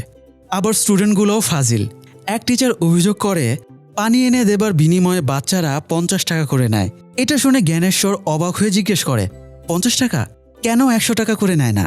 মানে স্টুডেন্টরা বাকিদের কাছ থেকে 50 টাকা নিলেও জ্ঞানেশ্বরের কাছে 100 টাকা নিত। তো মিনা আলটিমেটাম দেয়, যদি পানির ফিল্টার বসানো না হয় তাহলে তারা টিচারেরা ধর্মঘট করবে। সেখানে উর্মিলা উপস্থিত ছিল। সে মিনাকে তার ফাপড় ক্লাসরুমে মারতে বলে। স্কুলে অলরেডি এক্সট্রা ক্লাসের কারণে ফান্ড সংকট, এখন ফিল্টার কেনার টাকা আসবে কোথায় থেকে? জ্ঞানেশ্বর উর্মিলাকে রিকোয়েস্ট করে বলে সে ইচ্ছা করলেই গোল্ডের কাছ থেকে বাজেট বের করে আনতে পারবে। তার তো বেশি কিছু করতে হবে না, জাস্ট একটা হ্যাঁ আদায় করতে পারলেই হবে। হ্যাঁ এর কথা শুনে কাঞ্চন অস্বস্তিতে উর্মিলার দিকে তাকায়, কারণ এই হ্যাঁ না এর খেলাতেই তো উর্মিলা আর জ্ঞানেশ্বরের মাঝে ঝামেলা। উর্মিলা বলে যে আমার বিয়ের স্বপ্নে পানি ঢেলে দিয়েছে, তার জন্য আমি কেন পানির ব্যবস্থা করব? এই বলে উর্মিলা চলে যায়। এদিকে জ্ঞানেশ্বর বেশ মুশকিলে পড়ে যায়। তবে পরের দিনই সে নতুন আইডিয়া নিয়ে হাজির হয়। সে কয়েকজন অভিভাবককে ডেকে জানায় এখন থেকে মঙ্গলবারের টিফিনে ক্ষীর দেওয়া বন্ধ করা হবে। মূলত ওয়াটার ফিল্টারের বাজেট বের করার জন্যই এই সিদ্ধান্ত নেওয়া হয়। তবে অভিভাবকেরা প্রতিবাদ করে, কারণ অনেকে বাচ্চাদের ক্ষীরের জন্য স্কুলে পাঠায়। মাঝে বাচ্চারা স্কুলের টিফিনে পাওয়া ক্ষীর বাড়িতেও নিয়ে যায়, যেটা বাড়ির লোকেরা এমনকি প্রতিবেশীরাও খায়। তাই ক্ষীরের লোভ ওরা ছাড়তে চাইছিল না। তবুও জ্ঞানেশ্বর ওদেরকে কনভিন্স করে রাজি করায়। উর্মিলা জ্ঞানেশ্বরকে বলে তার এই 12 জন গার্জিয়ানকে সামলাতেই অবস্থা কাহিল হয়ে যাচ্ছে। টিফিন অফ করে দিলে তখন 1200 স্টুডেন্টকে একসাথে কিভাবে সামলাবে? ব্যাপারটা জ্ঞানেশ্বরের কাছেও অ্যালার্মিং লাগে। তবুও সে নিজের সিদ্ধান্তেই অটল থাকে। এদিকে মিনা 4র্থ শ্রেণীর একটা শাখায় ক্লাস নিচ্ছিল। যারা হোমওয়ার্ক করেনি তাদেরকে সে বাইরে পাঠিয়ে শাস্তি দেয়। এরপরে জিজ্ঞেস করে আর কেউ আছে কি না যে হোমওয়ার্ক করেনি। বানশি নামের একটা বাচ্চা বেশ ভাবের সাথে বলে সে হোমওয়ার্ক আনেনি। সবাই তো ভাবছিল আজ বানশির খবর আছে। তবে সবাইকে অবাক করে দিয়ে মিনা বানশিকে কোনো শাস্তি দেয় না, বরং আগামীকাল হোমওয়ার্ক করে আনতে বলে। এবার বানশি অভদ্রতা করে বলে সে কালকেও হোমওয়ার্ক আনবে না। এরপরে বানশি আড়মোড়া দিয়ে উঠে বলে সে এখন খেলতে যাবে। এমনকি সে মিনাকে তার জুতোর ফিতেও বেঁধে দিতে বলে। পুরো ক্লাস তো একদম থ হয়ে যায়। আজ শিওর মিনা স্যার বানশিকে কেটে পিস পিস করে ফেলবে। এখন শুধু দেখার স্যার বানশিকে কেটে কত পিস করে। তবে এতটা অভদ্রতার পরেও মিনা বানশিকে কিছুই বলে না, উল্টো তার জুতোর ফিতে বেঁধে দেয়। এই দৃশ্যটা ক্লাসরুমের পাশ দিয়ে যাবার সময়ে কাঞ্চনও দেখে ফেলে এবং সেও অবাক হয়। তবে মিনা একটু বিব্রত বোধ করে দরজা আটকে দেয়। যাই হোক, কয়েকদিনের ভেতরে ওয়াটার ফিল্টারের ব্যবস্থা করে ফেলা হয়, আর তার জন্য স্যাক্রিফাইস করা হয় বাচ্চাদের প্রিয় টিফিন ক্ষীর। ফলে বাচ্চারা এতে ক্ষোভে ফেটে পড়ে। তারা কখনো থালা বাসন বাজিয়ে, কখনো অবাধ্যতা দেখিয়ে, কখনো বা বাথরুমের দেয়ালে লিখে প্রতিবাদ শুরু করে। এর মধ্যে আবার টিচারদের কিছু কিছু ব্যাপারে জড়তা তো আছে। এই যেমন শর্মা ম্যাম অতিরিক্ত লাজুক। বায়োলজিতে রিপ্রোডাকশন চ্যাপ্টার আছে, সেখানে নারী পুরুষের মায়াবী সম্পর্কের উল্লেখ আছে। এই জন্য সে ওই চ্যাপ্টারটা পড়াতে পারে না। জ্ঞানেশ্বর তাকে মোটিভেশন দিতে গেলে সে লজ্জায় উঠে পালিয়ে যায়। তখন জ্ঞানেশ্বর মুকুলকে দায়িত্ব দেয় শর্মা ম্যামকে বোঝানোর জন্য। মুকুল তাকে কাউন্সিলিং করে বুঝিয়ে প্রিপারেশন নিয়ে ক্লাসে পাঠায়। কিন্তু বাচ্চারা অতিমাত্রায় বদ। ওরা অবুঝের ভান করে এমন দুষ্টু দুষ্টু প্রশ্ন করছিল যে শর্মা ম্যাম আর টলারেট করতে না পেরে ক্লাস থেকে পালিয়ে যায়। এদিকে টিফিনে ক্ষীর অফ করার প্রতিবাদে বাচ্চারা এখন ফুঁসেছিল। জ্ঞানেশ্বর ক্লাস নিতে গেলেও কেউ তার ক্লাসে মনোযোগ দেয় না। বাচ্চাদের খুশি করতে সে ব্রেক দেয়, তবুও কারো ভেতরে আনন্দ দেখা যায় না। ওদেরকে আনন্দ দিতে জ্ঞানেশ্বর ক্রিকেট খেলতে নামে। জ্ঞানেশ্বর ইচ্ছে করে খেলার মধ্যে চিটিং করত, যাতে বাচ্চারা তার সাথে ঝামেলা বাঁধায় এবং সবাই আনন্দ করতে পারে। প্রতিবারের মতো এবারও জ্ঞানেশ্বর একই কাজ করে, কিন্তু বাচ্চাদের মাঝে আনন্দের ছিটে ফোঁটাও দেখা যায় না। খেলায় আনন্দ না পেয়ে বাচ্চারা চলে যায়। তবে একটা বাচ্চা জ্ঞানেশ্বরকে কিছু গুরুত্বপূর্ণ কথা বলে। সে আশেপাশের প্রাইভেট সহ অন্যান্য স্কুলের উদাহরণ টেনে বলে ওদের স্কুলে ভালো সুইমিং পুল আছে, ভালো ল্যাব আছে, অনেক ভালো ভালো ফ্যাসিলিটিস আছে, অথচ তাদের কিছুই নেই। তাদের থাকার ভেতরে গর্ব করার মতো শুধু টিফিনের ক্ষীরই ছিল। জ্ঞানেশ্বর স্যার তাদের কাছ থেকে সেটাও কেড়ে নিয়েছে। বাচ্চাটার কথা শুনে জ্ঞানেশ্বরের বেশ খারাপ লাগে। আরেকদিকে বানশি মিনাকে টর্চার করেই যাচ্ছিল। এবার সে লাঞ্চ পিরিয়ডে স্টাফ রুমে ঢুকে পড়ে এবং মিনার কাছে গিয়ে টেবিলের ওপরে বসে মিনার লাঞ্চ নাড়াচাড়া শুরু করে। এমনকি মিনাকে বলে তাকে মুখে তুলে খাইয়ে দিতে। খাওয়ার পরে আবার মিনার স্ত্রীর রান্নার সমালোচনাও করে। মিনা ভেতরে ভেতরে রেগে আগুন হয়ে যাচ্ছিল। রাগে সে চামচটাও বাকিয়ে ফেলে, কিন্তু বানশিকে কিছুই বলতে পারছিল না। লাস্টে বানশি বলে ক্লাসরুম অনেক দূরে, মিনা যেন তাকে কোলে করে ক্লাসরুমে রেখে আসে। মিনার হঠাৎ এত সহ্য শক্তি দেখে সবাই অবাক হয়ে যাচ্ছিল। কাঞ্চন তো জিজ্ঞেসই করে ফেলে মিনা কোনো সমস্যায় আছে কিনা। মিনা বলে সে সমস্যার কথা কাউকে বলতে পারছে না, এটাই তার সবচেয়ে বড় সমস্যা। তবে কাঞ্চন হাল ছাড়ে না, সে মিনাকে ফলো করা শুরু করে। স্কুল শেষে মিনা বহুদূরে একটা বিয়ে বাড়িতে যায়। তার পেছনে কাঞ্চনও বিয়ে বাড়িতে ঢোকে। গিয়ে দেখে মিনা মেয়েদের হাতে মেহেদি লাগিয়ে দিচ্ছে। মিনা কাঞ্চনকে দেখে বেশ বিব্রত বোধ করে এবং সাইডে এসে জানায় তার ছোটবেলা থেকেই মেহেদি লাগানোর ট্যালেন্ট আছে, তাই সে প্রফেশনালি পার্ট টাইমে মেহেদি লাগানোর কাজ করে। গত সপ্তাহে একটা বিয়ে বাড়িতে মেহেদি লাগানোর সময়ে বানশি তাকে দেখে ফেলে এবং একটা ফটো তুলে নেয়। সেই থেকে বানশি তাকে ব্ল্যাকমেল করছে। মিনাও রেপুটেশন নষ্ট হবার ভয়ে তাকে কিছুই বলতে পারছে না। মিনা জানায় এক্সট্রা ইনকাম দিয়ে তার 2 মেয়ের জন্য সে টাকা জমাচ্ছে। একজন টিচারের বেতন আর কতই বা, এত কম বেতনে সংসার চালানোই দায়। তাছাড়া তার মেয়েরা লন্ডনে MS করতে যেতে চায়। সরকারি চাকরির বেতন এত কম যে চাকুরিজীবীর কাঁধে লন্ডনের পাউন্ডের ভার নেবার মতো শক্তি নেই। তাই সে মেহেদি লাগিয়ে এক্সট্রা ইনকামের চেষ্টা করছে। এই সময় মেহেদি লাগানোর জন্য ডাক পড়ায় মিনা চলে যায়। পরের দিন স্কুলে মুকুল শর্মা ম্যামকে আবারও নতুনভাবে প্রিপেয়ার করে নিয়ে আসে। গতদিন মুকুল শর্মা ম্যামকে বাথরুমে গান গাইতে শুনেছিল। সেখান থেকেই তার মাথায় আইডিয়াটা আসে। শর্মা আজ কোনো সংকোচ ছাড়াই একদম গানে গানে পুরো রিপ্রোডাকশন চ্যাপ্টারটা পড়িয়ে দেয়। বাচ্চারাও এতে বেশ এনজয় করে। শর্মার গানটাও রীতিমতো ভাইরাল হয়ে যায়। বানশিও মোবাইলে গানটা শুনতে শুনতে সিঁড়ি দিয়ে উঠছিল। তখন কাঞ্চন সিঁড়ি দিয়ে নামছিল। কাঞ্চন গানটা শোনার অজুহাতে বানশির মোবাইলটা নেয় এবং কৌশলে মিনার ফটোটা ডিলিট করে দেয়। এরপরে বানশি ক্লাসরুমে ঢুকতেই মিনা তার আসল রূপ দেখাতে শুরু করে। বানশিও পশ্চাৎ এগিয়ে দিয়ে বলে নেন, ডাস্টার দিয়ে লাল করে দেন। যাই হোক, স্কুলে আরেকটা সমস্যা প্রকট আকার ধারণ করেছিল। সেটা হলো টিফিনের ক্ষীর। বাচ্চাদের আপসেট দেখে টিচাররা জ্ঞানেশ্বরের কাছে গিয়ে বলে তাদের ওয়াটার ফিল্টারের প্রয়োজন নেই, বাচ্চাদের মঙ্গলবারের টিফিনে আবারও ক্ষীর দেওয়া শুরু হোক। জ্ঞানেশ্বর জানায় ওয়াটার ফিল্টার এখানেই থাকবে, আবার বাচ্চাদেরও আর ক্ষীরের জন্য হাহাকার করা লাগবে না। সে টিচারদের আজকের মেনু চেক করতে বলে। আজকে বাচ্চাদের টিফিনে ক্ষীর দেওয়া হয়েছে বলে বাচ্চারা ভীষণ খুশি হয়, যদিও এর জন্য জ্ঞানেশ্বরের নিজের খুশিকে স্যাক্রিফাইস করা লেগেছে। আগামীকাল তার 25তম বিবাহবার্ষিকী। এই উপলক্ষে সে স্ত্রীকে উপহার দেবার জন্য একটা বড় টিভি অর্ডারের চিন্তা করেছিল। সে টিভির অর্ডার না দিয়ে সেই টাকায় বাচ্চাদের ক্ষীরের ব্যবস্থা করেছে। মিনা আর কাঞ্চন একসাথে জ্ঞানেশ্বরের কাছে আসে এবং মিনা জ্ঞানেশ্বরকে বিবাহবার্ষিকীর উইশ করে। কাঞ্চন জ্ঞানেশ্বরের স্ত্রীকে ভালো গিফট দেবার পরামর্শ দেয়, তবে জ্ঞানেশ্বর জানায় তার কাছে বাজেট নেই। তখন কাঞ্চন অন্য টেকনিক খাটায়। সে মিনাকে দিয়ে জ্ঞানেশ্বরের হাতে একটা মেহেদির ডিজাইন করায় এবং জ্ঞানেশ্বর আর তার স্ত্রীর নামের দুটো অক্ষর লেখায়। বাড়ি ফিরে জ্ঞানেশ্বর স্ত্রীকে এই সারপ্রাইজ দিলে তার স্ত্রী এইটুকুতেই খুব খুশি হয়ে যায়। জ্ঞানেশ্বর জানায় তার বড় টিভি গিফট দেবার ইচ্ছা ছিল, কিন্তু বাজেট কম পড়েছে। তার স্ত্রী এবার তার গিফটটা নিয়ে আসে। সে একটা কম্বলে দুজনের নামের প্রথম অক্ষর সেলাই করে লিখেছে। কম্বলটা জড়িয়ে তারা দুজনে সোফায় বসে। জ্ঞানেশ্বর প্রমিস করে সে একদিন স্ত্রীকে বিদেশ ট্যুরে নিয়ে যাবে। এই সময় কলিং বেল বেজে উঠলে জ্ঞানেশ্বরের স্ত্রী উঠে যায়। তারা জানতো জ্ঞানেশ্বরের স্ত্রীর বোন বেড়াতে এসেছে। সে প্রতি বছরই আসে। আর ইন্টারেস্টিং ব্যাপার হলো জ্ঞানেশ্বরের স্ত্রীর বোন হলো স্বয়ং উর্মিলা দেবী। যদিও বাড়িতে ঢুকে উর্মিলা জ্ঞানেশ্বরকে কোনো রিয়াক্ট দেখায় না।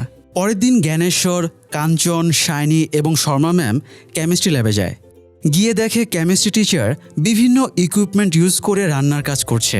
কেমিস্ট্রি টিচার জানায় কিচেনে জাস্ট একটা স্টোভ আছে যেটা সবসময় বিজি, অথচ কেমিস্ট্রি ল্যাবে 4টা স্টোভ আনইউজ পড়ে আছে। তাই দু একটা ইউজ করলে ক্ষতি কি? সে জ্ঞানেশ্বরকে ইরানি মশলা দিয়ে বানানো চা খেতে দেয়। জ্ঞানেশ্বর চুমুক দিয়ে স্বাদের বেশ প্রশংসাও করে। তবে কাঞ্চনের সন্দেহ হয় কেমিস্ট্রি টিচার ইরানি মশলা পাইল কই। তাই সে মশলার ডিব্বাটা চেক করে দেখে এটা আয়রন মনোক্সাইড। ল্যাবের অবস্থা বেশ খারাপ ছিল। 10ম শ্রেণীর কেমিস্ট্রিতে প্র্যাকটিক্যালে 20% মার্কস আছে, তাই ল্যাব ঠিক করা জরুরি। কিন্তু এই ল্যাব ঠিক করতেও অনেক টাকার দরকার, অথচ ফান্ডে কোনো টাকা নেই। কোনো একটা বাচ্চা ল্যাবের কঙ্কালের খুলির ওপরে উর্মিলার ফটো লাগিয়ে রেখেছিল। সবাই ওই দিকে ইঙ্গিত করে বোঝায়।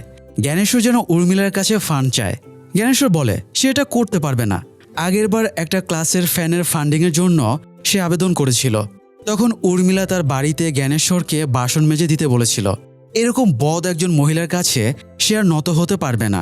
এ সময় শাইনি মোবাইল চেক করে উচ্ছ্বাসের সাথে বলে Golani foundation CSR event launch করতে চলেছে। এর মাধ্যমে ওরা গরিবদের অর্থকড়ি দিয়ে হেল্প করে।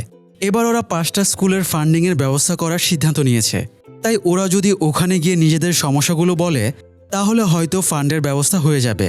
এদিকে আজ স্কুলে একটা পুরস্কার বিতরণী অনুষ্ঠান ছিল। দিল্লি সরকার মেয়েদের পড়াশোনার আগ্রহ তৈরির জন্য প্রতি বছর ডার্লিং ডটার নামে একটা পুরস্কার দেয়। এই বছরের পুরস্কার জয়ীর নাম ঘোষণার জন্য MLA গোল্ডিকে ইনভাইট করা হয়। এমনিতে স্কুলের সবাই শিওর ছিল এবারের প্রাইজটা পূর্বাঝা পাবে। তো গোল্ডির নাম ঘোষণা করতে স্টেজে ওঠে। যদিও প্রথমে সে ভুলে গিয়েছিল এটা স্কুলের প্রোগ্রাম, তাই সে রাজনৈতিক ভাষণ শুরু করে দেয়। উর্মিলা দ্রুত গিয়ে মাইক আটকে গোল্ডিকে কারেকশন করে দেয়। এরপরে গোল্ডি স্ক্রিপ্ট দেখে নামটা ঘোষণা করে। তবে এখানে নামের জায়গায় স্পেলিং মিস্টেক ছিল। যেটা পূর্বা ঝা হওয়ার কথা সেখানে লেখা ছিল পূরব ঝা। এই নামে আবার একটা ছেলে ছিল, তাই নাম ঘোষণা করতেই ছেলের দল নাচানাচি শুরু করে। পূরব ঝা স্টেজে গিয়ে পুরস্কার হিসেবে বরাদ্দ একটা সাইকেল আর 2000 টাকার চেক কালেক্ট করে নেয়। এতে সবার মধ্যে অসন্তোষ দেখা দেয়, কারণ এই পুরস্কারটা শুধুমাত্র মেয়েদের জন্যই বরাদ্দ। মুকুল আর শাইনি স্যার আবারও মেল চেক করে দেখে বোর্ড থেকে নাম ঠিকই পাঠিয়েছিল। মুকুল আর শাইনি নামটা ভুল টাইপ করেছে। শাইনি বলে স্কুলের মেয়েরা নরম মনের হয়, তারা বুঝিয়ে ব্যাপারটা সেটেল করে ফেলবে। তখনই বাইরে হইচই শোনা যায় এবং গিয়ে দেখে মেয়েরা আন্দোলন করছে। তারা তাদের পুরস্কার ফেরত চায়। জ্ঞানেশ্বর ট্রাই করেও ওদের সামলাতে পারে না। এ সময় শাইনি তাকে মনে করিয়ে দেয় গোলানি ফাউন্ডেশনের CSR ইভেন্টে যেতে হবে। তাই জ্ঞানেশ্বর মুকুলকে সামলানোর দায়িত্ব দিয়ে কেটে পড়ে। মেয়েদের এই আন্দোলনটা লিড করছিল মুকুলের মেয়ে পালক। আর পালক তো এমনি জেদি একরোখা, তাই তারা আরও বেশি করে স্লোগান শুরু করে। এদিকে কাঞ্চন ক্লাসের একটা মেয়ে নিষ্ঠাকে নিয়ে ঝামেলায় ছিল। কারণ পড়াশোনায় তার একেবারেই মন নেই। ব্যাপারটা নিয়ে কাঞ্চন মিনার সাথে আলোচনা করে। মিনার একই কথা, মারতে হবে, মায়ের ওপরে কোনো ওষুধ নেই। আর কাঞ্চন তো বাচ্চাদেরকে মারার বিরুদ্ধে, তাই সে নিষ্ঠাকে বোঝানোর চেষ্টা করে। তবে নিষ্ঠা বিরক্ত হয়ে বলে, পরে কি করব, আমার তো বিয়ে হয়ে যাচ্ছে, এই বলে সে বেরিয়ে যায়। স্কুল ছুটির পরে নিষ্ঠা বাড়ি যাবার সময়ে ফিল্ডে পূরবের সাইকেলটা দেখে সে থামে এবং সাইকেলটা দেখতে থাকে। এ সময় কাঞ্চন তার কাছে এসে জিজ্ঞেস করে তার সাইকেল চালাতে ইচ্ছা করে কিনা। নিষ্ঠা জানায় সে চালাতে পারে না। এ সময় স্কুলের সামনে অটো এসে থামায়, সে চলে যায় এবং মন ভার করে বলে চালানো শেখার কোনো প্রয়োজন নেই। মিনা কাঞ্চনকে বলে আজ মেয়েটা অটোয় চড়ছে, কাল চড়বে পালকিতে, আর এভাবেই একটা মেয়ের ব্রাইট ফিউচার শেষ হয়ে যাবে। তো নিষ্ঠার ফিউচার বাঁচাতে ওরা নিষ্ঠার বাড়িতে যায়। গিয়ে দেখে নিষ্ঠার মা চাকরিজীবী, আর বাড়িতে নিষ্ঠার মায়ের অর্ডারেই সব চলে। নিষ্ঠার বাবা বলা চলে কুলুর বলদ, বইয়ের কথায় উঠে আর বসে। এটা দেখে কাঞ্চন আরও অবাক হয়ে যায়। সে নিষ্ঠার মাকে বোঝায়, আপনি চান না আপনার মেয়েও আপনার মতোই হোক, তাকে কেন বিয়ে দিয়ে ঘরবন্দি করতে চাইছেন? সেও তো আপনার মতো স্বাবলম্বী হতে পারত। নিষ্ঠার মা জানায় তাদের নিষ্ঠাকে বিয়ে দেবার ইচ্ছা ছিল না। নিষ্ঠার জন্য যে ছেলেটা প্রপোজাল পাঠিয়েছে সে খুবই ডেঞ্জারাস বোন ব্রেকার গ্যাংয়ের লোক। সিআইডি পর্যন্ত ওদের পেছনে লেগে আছে। নিষ্ঠার কাছে শুনেছে এরা নাকি দিনে দুপুরে শহরের ওপরে মার্ডার করে ফেলে। এরকম একজনের সাথে ওরা কিভাবে ফাইট করবে? তাই বাধ্য হয়ে ওরা বিয়ে দিতে রাজি হয়ে গেছে। এদিকে জ্ঞানেশ্বর শাইনিকে নিয়ে গোলানি ফাউন্ডেশনের ইভেন্টে যায়। সেখানে সবাই নর্মাল পোশাক পরে গেলেও ওরা স্যুট বুট পরে একদম ভিআইপি সেজে গিয়েছিল। যদিও এই বুদ্ধি বের হয়েছে শাইনির মাথা থেকে। তারা ইভেন্টে সাদামাটা টাইপের একটা ইয়াং ছেলেকে থামিয়ে জিজ্ঞেস করে এখানে ভিআইপিদের বসার জায়গা কোনটা? ছেলেটা জানায় এখানে ভিআইপিদের জন্য আলাদা কোনো জায়গা নেই। এটা শুনে শাইনি নাকশিটকে বলে তাদের অনারেবল ভিআইপি প্রিন্সিপাল এদের সাথে কিভাবে বসবে? শাইনি ছেলেটাকে পানি আনতে বলে। ছেলেটা অবশ্য কিছু না বলে চলে যায়। একটু পরে স্টেজে গোলানি ফাউন্ডেশনের সিইও মিহির বানসালকে ডাকা হলে দেখা যায় ওরা একটু আগে যে ছেলেটাকে পানি আনতে বলেছে সেই গোলানি ফাউন্ডেশনের সিইও।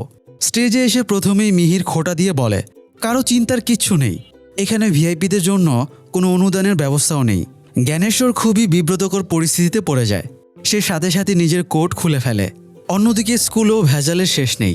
মুকুল পুরফকে বুঝিয়ে সুঝিয়ে একটা এগ্রিমেন্ট পেপারে সাইন করাচ্ছিল, যেখানে লেখা ছিল সে নিজের প্রাইস পূর্বাকে ট্রান্সফার করছে। তবে সাইনের আগেই সেখানে কয়েকজন ছেলে এসে প্রতিবাদ করে তারা নাকি কিছু দাবি নিয়ে এসেছে, অথচ দাবি কি সেটা বলতে পারে না। আর এখানেও ভিলেন পালক, সেই ওদেরকে ম্যানিপুলেট করে আন্দোলন করাচ্ছে। মুকুল ওদের কী দাবি জানতে চাইলে ওরা নিজেদের ভেতরে আলোচনা করে সিদ্ধান্ত নেয় উইমেন ডের মতো ছেলেরাও একটা স্পেশাল দিন চায়, যেটার নাম হবে লোন ডে। এই দিনে কেউ কোনো ক্লাস করবে না, খেলাধুলা মিউজিক যা ইচ্ছা তাই করবে। মুকুল বুঝতে পারছিল না এইসব অযৌক্তিক দাবির মানে কি। সে পালককে জিজ্ঞেস করে সে এসব কেন করছে। পালক বলে আজকের দিনটা তুমি কখনো ভুলতে পারবা না বাবা। মুকুল মেয়ের কথা শুনে কনফিউজড হয়ে যায়। আজ সকালেও স্কুলে আসার সময়ে পালক বলেছিল আজকে নাকি স্পেশাল দিন। মুকুল বলেছিল স্পেশাল তো বটেই, আজকে ডার্লিং ডটার অ্যাওয়ার্ড দেওয়া হবে। এই উত্তরটা শুনে পালকের মন খারাপ হয়ে যায়, কারণ বাবা স্পেশাল দিনটার কথা ভুলে গেছে। সেই শোধ নিতেই সে একের পর এক ঝামেলা বাঁধাচ্ছে। অবশ্য বাড়ি ফেরার পরে মুকুল পালকের সাথে কথা বলে নিজের ভুলটা বুঝতে পারে। সে পালকের মায়ের জন্মদিন ভুলে গিয়েছিল, এই জন্যই পালক এত রেগেছিল। মুকুল নিজের ভুল শুধরে নিয়ে রাতারাতি কেক বানায় এবং মেয়েকে নিয়ে সেলিব্রেট করে। এতে পালকের রাগ ভেঙে যায়। যাই হোক, স্কুল ছুটির পরে কাঞ্চন আর মিনা দেখে একটা ছেলে বাইক নিয়ে এসে নিষ্ঠাকে তুলে নিয়ে গেল। নিষ্ঠাও শুকনো মুখে বাইকে উঠে বসলো। এটা দেখে ওরা সিদ্ধান্ত নেয় যেভাবেই হোক নিষ্ঠাকে এই বিপদ থেকে বাঁচাতে হবে। তাই ওরা ছেলেটাকে ফলো করে একটা গলির ভেতরে যায়। গলির ভেতরে গিয়ে প্রথমেই তারা দেয়ালে একটা সাইন দেখতে পায়, হাড় ভাঙা গ্যাং। এটা দেখেই কাঞ্চন কিছুটা ঘাবড়ে যায়। ওরা নিশ্চয়ই খুব ডেঞ্জারাস, হয়তো এরা মানুষকে মেরে হাড়গোড় ভেঙে দেয়। একটু এগিয়ে তারা দেখে কয়েকজন বখাটে টাইপের ছেলে বাইক নিয়ে নানান কারিকুরি দেখাচ্ছে। মিনা চিল্লিয়ে জানতে চায় হাড় ভাঙা গ্যাংয়ের লিডার কে। ভিকি নামের একটা ছেলে এগিয়ে এসে বলে সেই লিডার। মিনা রাগ ঢাক না রেখে চ্যালেঞ্জ করে বলে সে আর ভিকি ফাইট করবে। যদি মিনা জেতে তাহলে ভিকির নিষ্ঠাকে ছেড়ে দিতে হবে। ভিকিও চ্যালেঞ্জ অ্যাকসেপ্ট করে নেয় এবং দুজনে নেমে পড়ে। মিনা পাঞ্চ মারার জন্য রেডি হচ্ছিল, হঠাৎ গান বেজে ওঠে এবং ভিকি নাচতে শুরু করে। এবার ওরা বুঝতে পারে হাড় ভাঙা গ্যাং কোনো ক্রিমিনাল গ্যাং না, বরং হিপহপ ড্যান্সের গ্যাং। তো মিনা ভিকিকে জিজ্ঞেস করে ওরা অপরাধী না হলে সিআইডি ওদের পেছনে পড়ে আছে কেন। ভিকি কারেকশন করে দিয়ে বলে সিআইডি না, ডিআইডি বা ডান্স ইন্ডিয়া ডান্স ওদের পিছনে পড়ে আছে। তো এবার জিজ্ঞেস করা হয় ভিকি যেহেতু রিয়েলিটি শোতে যাওয়ার জন্য স্বপ্ন দেখছে, তাহলে বিয়ে করে লাইফ বরবাদ করছে কেন। ভিকি জানায় সে প্রেশার দিচ্ছে না, নিষ্ঠাই তাকে বিয়ের জন্য প্রেশার দিচ্ছে। এই সময় সেখানে নিষ্ঠা চলে আসে এবং মিনা আর কাঞ্চনকে দেখে রেগে যায়। আসলে নিজে ভিকটিম সেজে নিষ্ঠাই এত ভেজাল বাঁধিয়েছে, কারণ তার পড়াশোনা করতে ভালো লাগে না।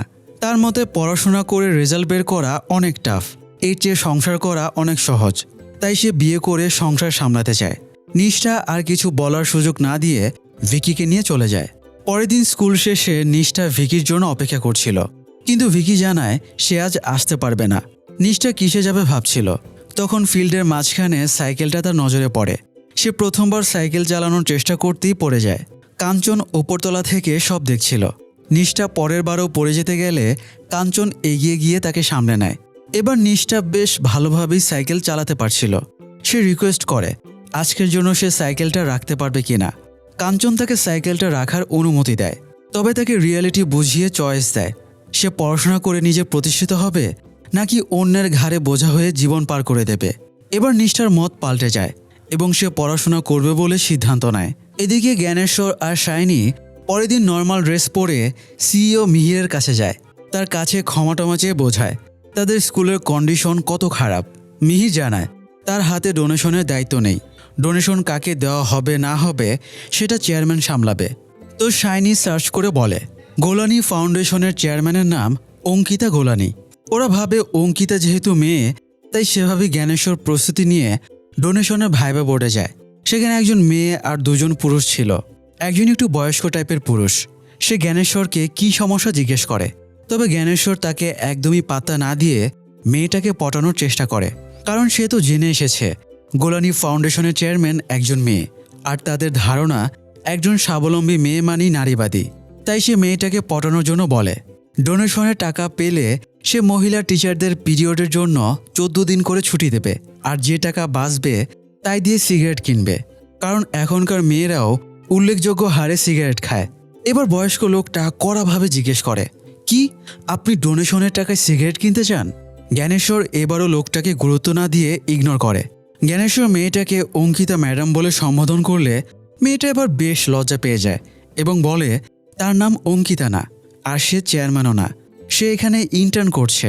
আসলে চেয়ারম্যান হলো বয়স্ক লোকটা, যার নাম অঙ্কিত গোলানি। শাইনি তখন নামের স্পেলিং ভুল পড়েছিল বলেই এই ক্যাচালটা বেঁধেছে। জ্ঞানেশ্বর বিব্রত বোধ করে বলে স্যার এই ডোনেশনের ইভেন্ট কি সামনের বছরও হবে। এরপরে সে বলে আমি কি চলে যাব নাকি ঘাড় ধাক্কা দিয়ে বের করে দেবেন। উত্তরের অপেক্ষা না করেই জ্ঞানেশ্বর দৌড়ে রুম থেকে পালিয়ে যায়। এদিকে স্কুলে আনুষ্ঠানিকভাবে পূরবের পুরস্কারটা পূর্বাকে ট্রান্সফার করে দেওয়া হয়। পাশাপাশি মুকুল ছেলেদের দাবি মেনে নিয়ে বলে এখন থেকে প্রতি বছর 31শে নভেম্বর লোন ডে পালন করা হবে। এটা শুনে ছেলেরা আনন্দে নাচতে শুরু করে। শুধু একটা ছেলে বারবার আঙুল গুনে দেখে নভেম্বর মাসে তো 31 তারিখ হয়ই না, নভেম্বর 30 দিনে মাস হয়। কিন্তু ততক্ষণে তো পূরব অতি উত্তেজনায় সাইন করে দিয়েছে, তাই আর কিছু করার থাকে না। মুকুল বুদ্ধি করে ওদেরকে বোকা বানিয়ে দেয়। অন্যদিকে কেমিস্ট্রি ল্যাবে ইকুইপমেন্ট চলে আসে, আর এগুলোর কোয়ালিটিও পারফেক্ট। তবে প্রশ্ন থেকে যায় ফান্ড কোথায় থেকে আসলো। আসলে ফান্ডের ব্যবস্থা জ্ঞানেশ্বরী করেছে, আর এর জন্য নিজের ইগোকে স্যাক্রিফাইস করা লেগেছে। সে উর্মিলার বাড়িতে বাসন মাজার শর্তে ল্যাব ইকুইপমেন্টের জন্য ফান্ডের ব্যবস্থা করেছে। উর্মিলা জ্ঞানেশ্বরকে বলে শুধু বাসন মাজলেই হবে না। সে জ্ঞানেশ্বরকে একটা বই দেয় যেটা টিঙ্কিতলির ইতিহাসের ওপরে লেখা। তাকে এই বইটা ভালো করে পড়তে বলে। বোধহয় এটাই জ্ঞানেশ্বরের ওপরে সবচেয়ে বড় টর্চার হয়ে দাঁড়ায়। তার উপর আবার এই বইয়ের ইতিহাস ক্লাসেও পড়ানো লাগবে। জ্ঞানেশ্বর বলে সে এটা পারবে না। তখন উর্মিলা বলে সামনে নির্বাচন, অপোজিশন লিডার শৈলেশ গঞ্জু গোল্ডির চেয়ে 12 পয়েন্টে এগিয়ে আছে। এই টাকমাতার শৈলেশ গঞ্জুকে ভিলেন না বানাতে পারলে গোল্ডির হার নিশ্চিত। তাই এই টিঙ্কিতলির ইতিহাস বইটাই পারে গোল্ডির ভবিষ্যৎ পাল্টে দিতে। ইতিহাসের কাহিনীটা আপনাদের একটু বলি শোনেন। তখন চলছিল 1823 সাল। টিঙ্কিতলি সাম্রাজ্যের সবচেয়ে কালো অধ্যায়। টিঙ্কিতলি সাম্রাজ্যের অধিপতি ছিল শৈলেশ গঞ্জুর পূর্বপুরুষ সম্রাট গঞ্জু। ওই সময়ে মানুষ নিজের সন্তানের চেয়েও চুল নিয়ে বেশি চিন্তায় থাকত। গঞ্জু ফ্যামিলির কারো মাথায় চুল ছিল না, তাই তাদের নিয়ম ছিল রাজ্যের কোনো পুরুষ মাথায় চুল রাখতে পারবে না। সম্রাট গঞ্জু সেনা দিয়ে চুলওয়ালা পুরুষদের ধরে আনে এবং দিনে দুপুরে সবার মাথা ন্যাড়া করে দেয়। তবে একটা ছেলে সুযোগ পেয়ে পালিয়ে যায়। ছেলেটাকে তাড়া করে দুজন সেনা জঙ্গলে একটা গুহার কাছে চলে আসে। ছেলেটা গুহার ভেতরে ঢুকছিল, তখন একজন বিশালদেহী জেনুইন যোদ্ধা ওদেরকে পাঁচ মেরে উড়িয়ে দেয়। লোকটার দুই হাতে ছিল চিরুনির সদৃশ অস্ত্র। সেই লোকটাই মানুষকে স্বৈরাচার গঞ্জু সাম্রাজ্য থেকে রক্ষা করে এবং সবাইকে চুল রাখার অধিকার ফিরিয়ে দেয়। আর ওই লোকটাই হলো গোল্ডির পূর্বপুরুষ। জ্ঞানেশ্বর বিরক্ত হয়ে বলে, এসব ভুলভাল ইতিহাস সে পড়াতে পারবে না। তবুও উর্মিলা জোরাজোরি করে। ইভেন কিছু না বুঝে জ্ঞানেশ্বরের স্ত্রীও তাকে বলে, বই পড়লে কি সমস্যা? স্ত্রীর সামনে জ্ঞানেশ্বর কিছুই বলে না। তবে পরবর্তীতে সে বইগুলো ভাঙারির দোকানে কেজি দরে 175 টাকায় বিক্রি করে দেয়। কিন্তু ভাগ্যের কি লীলা খেলা! পরের দিন গোল্ডি ফেক ইমেজ ক্রিয়েটের জন্য স্কুলের বাচ্চাদের এনে তাদের সাথে ফটোশ্যুট করছিল। তাদের জন্য দোকান থেকে সিঙ্গারাও আনা হয়। গোল্ডি একটা প্যাকেট থেকে সিঙ্গারা বের করে একটা ছেলেকে খাওয়াতে গিয়ে দেখে যে কাগজে করে সিঙ্গারা আনা হয়েছে সেটা মূলত তার টিঙ্কিতলির ইতিহাস বইয়ের পৃষ্ঠা। গোল্ডি এবার খুব রেগে গিয়ে উর্মিলাকে বকাঝকা শুরু করে। উর্মিলা ক্ষমাটমা চেয়ে বলে সে ব্যাপারটা সামলে নেবে। এদিকে মিনা আজ স্কুলে এসে ভীষণ খুশি ছিল, কারণ আজকে মিড ডে পরীক্ষার রেজাল্ট দেবার কথা। পরীক্ষার রেজাল্টের দিনে সে খুবই এক্সাইটেড থাকে, একদম অন্যরকম আচরণ করে। আর এক্সাইটমেন্টের কারণে আজ সে স্টুডেন্টদের বেদম মারতে পারবে। তো ক্লাসে ঢুকে সে টস করে নেয় আজকে কোন অস্ত্রটা ইউজ করবে। টসে স্কেল ওঠে, তাই সে স্কেল হাতে নিয়ে খাতার মার্কস বলা শুরু করে। প্রথম খাতাটা ছিল পূরব ঝায়ের। সে 100-র ভেতরে মাত্র 1.5 পেয়েছে। তাই মিনা তাকে সামনে ডাকে। মার বুঝতে পেরে পূরব প্যান্টের ভেতরে একটা বই ঢুকিয়ে নেয় যাতে মারলে কম লাগে। মিনা যখন পূরবকে মারতে যাবে এ সময় পিয়ন এসে মিনাকে একটা নোটিশ দেয়। সরকার এবং মন্ত্রণালয় সিদ্ধান্ত নিয়েছে এখন থেকে কোনো টিচার স্টুডেন্টদের মারতে পারবে না। এটা দেখে মিনার হুঁশ উড়ে যায়। তার হিসেবে স্টুডেন্টদের শাসন না করলে ওরা বেয়ারা হয়ে যাবে। কিন্তু নিয়ম যখন, তখন আর কী বা করার। পরের দিন থেকে মিনার মুখে আর কেউ হাসি দেখতে পায় না। শাসন করতে না পেরে সে নিজে ডিপ্রেশনে চলে গেছে। তাছাড়া ক্লাসে 2 দিন মারধর না করাতেই বাচ্চারা বিগড়ে গেছে। পেছনের বেঞ্চে বসে চন্দ্র আর বিন্দু 2 বাচ্চা বারবার মারামারি করছিল। মিনার তো নিয়মের দড়িতে হাত বাঁধা, সে মারতে পারবে না। সে বানশিকে ওদের মাঝখানে গিয়ে বসতে বলে। কিন্তু এবারও একই ঘটনা। এবার আর মিনা রাগ সামলাতে না পেরে স্কেল নিয়ে উঠে যায়। তবে এ সময় ক্লাসরুমের সামনে দিয়ে মুকুল যাচ্ছিল। সে দেখতে পেয়ে মিনাকে সামলে সাইডে নিয়ে যায় এবং বোঝায় শুধু মারলেই সমাধান হয় না। মুকুল চন্দ্র আর বিন্দুকে কয়েকবার কাউন্সেলিং করেছে। ওরা এরকম আচরণ করে কারণ ওদের ফ্যামিলির সমস্যা। ফ্যামিলিতে ঝামেলা দেখে ওদের মানসিক বিকাশ এরকমই হয়েছে। তাই ওদেরকে মারলে ওরা আরও বিগড়ে যাবে। তাই ওদেরকে অন্যভাবে ডিলের পরামর্শ দেয়। এদিকে জ্ঞানেশ্বর ক্লাস নিচ্ছিল। হঠাৎ দেখে কয়েকজন লোক স্কুলের বেঞ্চ নিয়ে চলে যাচ্ছে। সে বাইরে ছুটে এসে দেখে উর্মিলা দাঁড়িয়ে। উর্মিলা বলে, গোল্ডিজি এখন পর্যন্ত স্কুলে যা কিছু ডোনেট করেছে সব কেড়ে নেওয়া হবে। জ্ঞানেশ্বর যদি স্কুল বাঁচাতে চায় তাহলে টিঙ্কিতলির ইতিহাস বইটা ক্লাসে পড়ানো লাগবে। এই স্কুলে 1200 স্টুডেন্ট আছে, মানে এই ইতিহাসের মাধ্যমে 1200 ফ্যামিলির ভোট আদায় করা যাবে। তো জ্ঞানেশ্বরের আর উপায় না থাকায় সে ক্লাসে বইটা পড়ানো শুরু করে। উর্মিলাও এ সময়ে ক্লাসেই বসেছিল।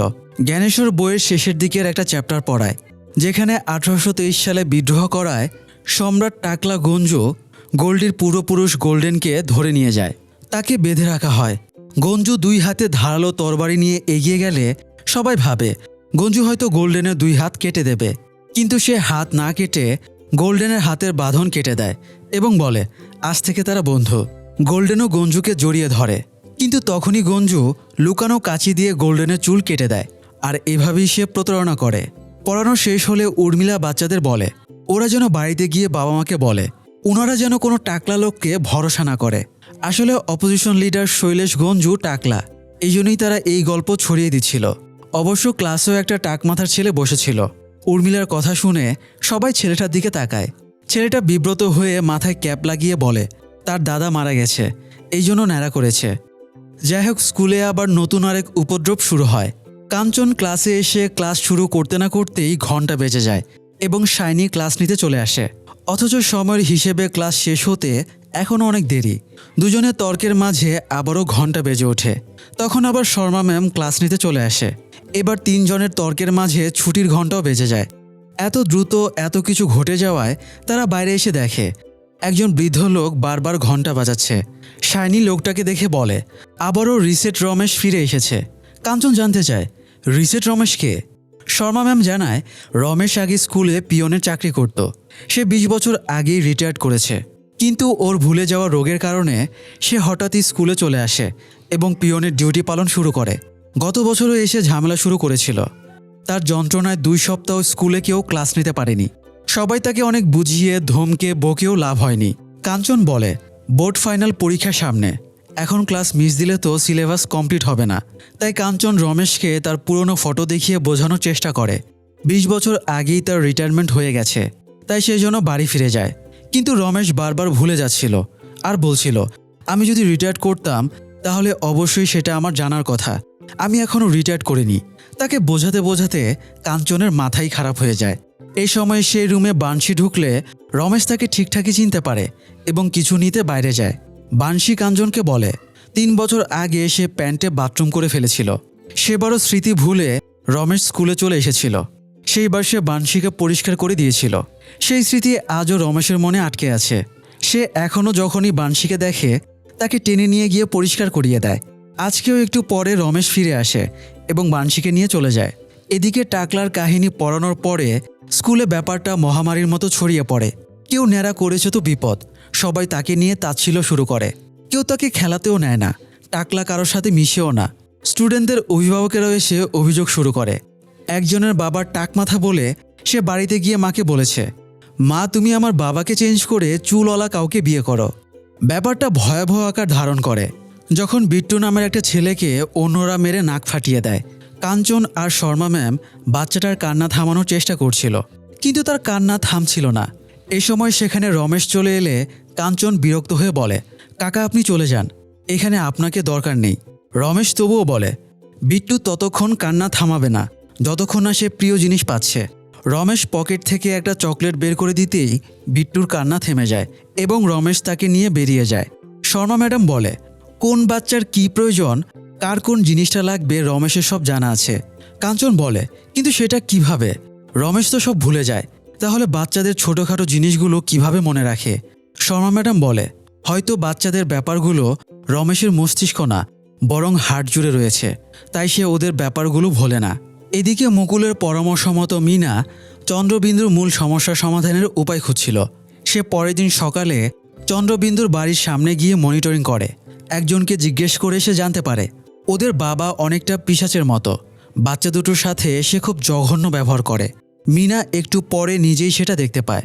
লোকটা কাজে বের হবার সময়ে বাচ্চাদের সাথে হুমকি ধামকি দিয়ে কথা বলে চলে যায়। মিনা খোঁজ নিয়ে জানতে পারে লোকটা একটা শপিং মলে সিকিউরিটি গার্ডের চাকরি করে, তাই সে ওখানে চলে যায়। সে বাচ্চাদের জন্য বরাদ্দ মাঠটা এই লোকটাকে মারতে চাইছিল, তবে একটু পরেই সে ভিন্ন চিত্র দেখে। গেট তুলতে কয়েক সেকেন্ড লেট হওয়ায় এক লোক তাকে যাচ্ছে তাইভাবে গালাগাল করে চলে যায়। এই ব্যাপারটাতে চন্দ্রবিন্দুর বাবা ভীষণ আপসেট হয়। মিনা এবার আসল কারণটা বুঝতে পারে। ডিউটিতে এসে অপমান অপদস্থ হবার রাগটা সে আসলে বাড়িতে গিয়ে ঝাড়ে। লোকটা পানি খাচ্ছিল, পানি শেষ হয়ে যাওয়ায় মিনা তাকে পানির বোতল এগিয়ে দেয়। লোকটা মিনাকে দেখেই চিনে ফেলে, সে তার ছেলেদের স্কুলের টিচার, তাই জিজ্ঞেস করে চন্দ্রবিন্দু স্কুলে কোনো ঝামেলা করেছে কিনা। মিনা বলে সে বাড়িতে চন্দ্রবিন্দুর সাথে যেমন আচরণ করে স্কুলে গিয়ে ওরা সেটাই করে। মিনা লোকটাকে বোঝায় বাচ্চাদের মারধর করে কোনো সমাধান হবে না, তাদেরকে ভালোবেসে স্নেহ করে বোঝাতে হবে। মিনা অনেকভাবে লোকটাকে বোঝালে সে আবেগে কেঁদে ফেলে, কারণ তার সাথে কেউ কখনো এভাবে কথা বলে না। লোকটাকে শুধরে দিয়ে মিনা চলে আসছিল, তখন সেখানে মুকুল চলে আসে, কারণ সে জানতো মিনা এখানে এসেছে। মিনা উল্টাপাল্টা কিছু করবে কি না এই আতঙ্কেই সে এসেছে। মিনা মুকুলকে দেখে এমন ভান ধরে যেন সে এতক্ষণ লোকটাকে মারধর করেছে। আবার লোকটাও যেহেতু কাঁদছিল তাই মুকুল এটাই ধরে নেয়। যাই হোক, এদিকে পরের দিন জ্ঞানেশ্বর ক্লাসে টিঙ্কিতলির ইতিহাস পড়াতে গেলে উর্মিলা এসে বারণ করে, আজ থেকে আর এটা পড়ানো লাগবে না। গতদিনের বিট্টুর ঘটনায় উর্মিলার বেশ খারাপ লেগেছে, তাই সে একটা টেকনিক খাটায়। বাচ্চাদের সাথে ফটোশ্যুটের সময়ে সে গোল্ডির কাছে এমন বাচ্চাকে পাঠায় যার মাথা ভর্তি উকুন, ফলে সেই উকুন গোল্ডির মাথাতেও ছড়িয়ে যায়। এতে বাধ্য হয়ে গোল্ডি নিজেই মাথা ন্যাড়া করে ফেলে। তাই টিঙ্কি তুলির টাকলা ইতিহাসও সেটার মূল্য হারিয়েছে। তো স্কুল থেকে রিসেট রমেশের উপদ্রব বন্ধ করতে তারা আরেকটা প্ল্যান খাটায়। ওরা রমেশকে আনুষ্ঠানিকভাবে রিটায়ারমেন্টের শুভেচ্ছা জানায়। এতে রমেশ ভাবে আজকে সে রিটায়ার করলো, ফলে তার ঝামেলাটাও মিটে যায়। স্কুলের কাজ সেরে উর্মিলা চলে যাচ্ছিল, তখন সে দুটো পাসপোর্ট হাতে জ্ঞানেশ্বরকে একটা লোকের সাথে কথা বলতে দেখতে পায়। জ্ঞানেশ্বর চলে যাবার সময়ে তার হাত থেকে একটা কাগজ পড়ে গেলে উর্মিলা এগিয়ে গিয়ে কাগজটা তুলে দেখে এটা ক্যামব্রিজে যাওয়ার সেই নোটিশ লেটারটা। জ্ঞানেশ্বর কিভাবে এত দায়িত্ববান হয়ে গেল এবার সে বুঝতে পারে। এতদিন সে জ্ঞানেশ্বরের আসল উদ্দেশ্য জানত না। তো উর্মিলা তো জ্ঞানেশ্বরের পেছনে লেগেই থাকে, তাই সে পরের দিন স্কুলের নোটিশ বোর্ডে লেটারটা ছাপিয়ে দেয়। ফলে জ্ঞানেশ্বর স্কুলে এসে দেখে সব টিচারেরা তার দিকে অন্যভাবে তাকিয়ে আছে।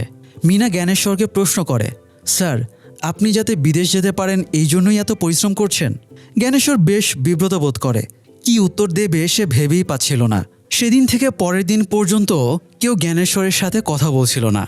জ্ঞানেশ্বর ওদেরকে হাত করার জন্য গরম গরম সিঙ্গারা আনায়। তবু ওরা দল বেঁধে জ্ঞানেশ্বরের সামনে দাঁড়িয়ে বলে, আপনি কি ভেবেছেন সিঙ্গারা খাওয়ালেই আমাদের মেজাজ ঠান্ডা হয়ে যাবে? জ্ঞানেশ্বর অপরাধীর ভঙ্গিতে বলে। তার স্ত্রী সুষমা গত 25 বছর ধরে 4 দেয়ালের মধ্যেই জীবনটা কাটিয়ে দিল। তাই জ্ঞানেশ্বর এই প্রথম বিদেশে যাবার সুযোগ পেয়ে স্ত্রীকে বিদেশ ট্রিপ উপহার দিতে চেয়েছিল। জ্ঞানেশ্বরের কথায় কাউন্টার দিয়ে ওরা বলে, স্যার, আপনি কি ভাবছেন আমরা আপনার ক্যামব্রিজে যাওয়া নিয়ে রেগে আছি? মোটেও না। আসলে ওরা রেগেছিল কারণ জ্ঞানেশ্বর এত বড় ব্যাপারটা ওদের কাছ থেকে গোপন করেছে।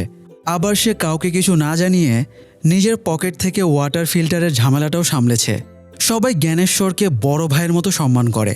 জ্ঞানেশ্বর যে কোনো সমস্যায় ওদের পাশে দাঁড়ায়। তাই এই কারচুপির জন্যই ওরা রেগেছিল। ওরা জ্ঞানেশ্বরকে কথা দেয় জ্ঞানেশ্বরকে ক্যামব্রিজে পাঠানোর জন্য যা কিছু প্রয়োজন ওরা সব করবে। ওরা শুধু জ্ঞানেশ্বর আর সুষমার ক্যামব্রিজের গেটের সামনে দাঁড়ানো ফটো দেখতে চায়। তো ওরা ডেটা অ্যানালাইসিস করে 10ম শ্রেণীর স্টুডেন্টদের 3টা ভাগে ভাগ করে। মিনা অ্যানালাইসিস করে জানায়, প্রথম ধাপের কয়েকজন স্টুডেন্টকে নিয়ে বেশি চিন্তার দরকার নেই, ওরা শিওর স্কুলের নাম উজ্জ্বল করবে। সেকেন্ড ধাপে সবচেয়ে বেশি স্টুডেন্ট, এরা এভারেজ স্টুডেন্ট, তাই এদেরকে এক্সট্রা সময় দিতে হবে। আর তৃতীয় ভাগের স্টুডেন্টরা একেবারে গার্বেজ, এদের দিয়ে কিছুই হবে না। তবে কাঞ্চন বলে স্পোর্টসের ওপরেও এক্সট্রা বেনিফিট পাওয়া যাবে, তাই হতে পারে স্পোর্টস সেকশনে কন্ট্রিবিউট করতে পারবে। এদিকে স্কুলে একজন সাংবাদিক আসে, নাম অমিতমুখী। মিডিয়ায় সে জ্বালামুখী নামে পরিচিত। তার আসল টার্গেটই থাকে এমএলএ গোল্ডি। তবে আজ তার স্কুলে আসার উদ্দেশ্য ক্লিয়ার ছিল না। এই স্কুলের দীপক নামের একজন প্রাক্তন স্টুডেন্ট কমনওয়েলথ গেমে সুইমিংয়ের স্বর্ণপদক জিতেছে। এই জন্য সে জ্ঞানেশ্বরের শুভেচ্ছা বার্তা নিতে এসেছিল। জ্ঞানেশ্বরের ইন্টারভিউ শ্যুটের পরে সে স্টুডেন্টস ডেটা কালেক্ট করতে চাইলে কাঞ্চন তাকে ডেটা দেখায়। অমিতমুখী সেসব বাচ্চাদের ইন্টারভিউর জন্য সিলেক্ট করে যারা পরীক্ষায় ফেল করেছে। এরই মধ্যে অমিতমুখী ভিডিও শ্যুট শুরু করে। সে স্কুলের সুনামের নামে এসে সমানে সমালোচনা শুরু করে, ভাঙা দেয়াল নিয়ে দুর্নাম করে, পানির বোতল দেখিয়ে বিয়ারের বোতল বলে প্রেজেন্ট করে। শাইনিকে একটা প্রশ্ন করে উত্তরের জন্য না থেমেও সমালোচনা করে দেয়। একটা বাচ্চাকেও উল্টাপাল্টা প্রশ্ন করে, ফলে বাচ্চা প্রশ্ন বুঝতে না পারায় সেটাকেই ইস্যু বানায়। তার এই কাহিনীতে কাঞ্চন আর মিনা বোঝা যায় এই লোক স্কুলের বদনামের জন্য এসেছে। পরের দিন স্টুডেন্টসদের ইন্টারভিউ নেবার কথা, তাই ওরা একটা ট্রিক্স খাটায়। অমিত ডেটা লিস্ট দেখে ফেইলার স্টুডেন্টদের সিলেক্ট করেছে। তবে সে তো এদের চেহারা চিনত না, তাই পরের দিন ফেইলার স্টুডেন্টদের জায়গায় টপারদের দাঁড় করিয়ে দেয়। কিন্তু এই ট্রিক কাজ করে না। অমিত ঠিক ওদেরকে ধরে ফেলে এবং বলে সে পেছনের স্টুডেন্টদের ইন্টারভিউ নেবে। এতে ওরা আবারও বিপদে পড়ে যায়। এদিকে জ্ঞানেশ্বর একটা ক্লাসরুমে ঢুকে দেখে 3টা বাচ্চা বাদরামি করছে। একজন ফ্যান ধরে আছে, অন্যজন সুইচ টিপার অপেক্ষায়। জ্ঞানেশ্বর ওদেরকে থামায় আর জিজ্ঞেস করে এসব কি করছে। ওরা জানায় ওরা ফিজিক্সের রুলস ভেঙে টাইম ট্রাভেল করবে। জ্ঞানেশ্বর ওদেরকে নামিয়ে আনে এবং বোঝায় আগামী রবিবার স্টেট লেভেলের সুইমিং প্রতিযোগিতা আছে। ওখানে যদি সিলেক্ট হতে পারে তাহলে এক্সট্রা মার্কস পাওয়া যাবে এবং পাশ করা সহজ হবে। জ্ঞানেশ্বর জানতে চায় এরা 3 জনে সুইমিং পারে কিনা। একজন বলে সে অরবিন্দ কুমারের কাছ থেকে সুইমিং শিখেছে। জ্ঞানেশ্বর জানতে চায় এই অরবিন্দ কুমারটা আবার কে। ছেলেটা জানায় কয়েকদিন আগে লেকের ভেতরে যার লাশ ভেসে উঠেছিল সেই অরবিন্দ কুমার। জ্ঞানেশ্বর বিরক্ত হয়ে বলে যার কাছ থেকে সাঁতার শিখলি সে নিজেই ডুবে মারা গেল। পাশ থেকে আরেকটা ছেলে ফাপড় মেরে বলে হ্যাঁ স্যার, লোকটা যখন বাঁচাও বাঁচাও বলে চিৎকার করছিল তখন আমি প্রথম তাকে বাঁচাতে ঝাঁপ দিয়েছিলাম, কিন্তু আমি শুধু তার ঘড়ি, চেইন আর হাতের আংটিটাই বাঁচাতে পেরেছি। জ্ঞানেশ্বর কথার মানে তো বুঝতে পারে না, তবে এইটুকু কনভিন্স হয় ছেলেটা সাঁতার জানে।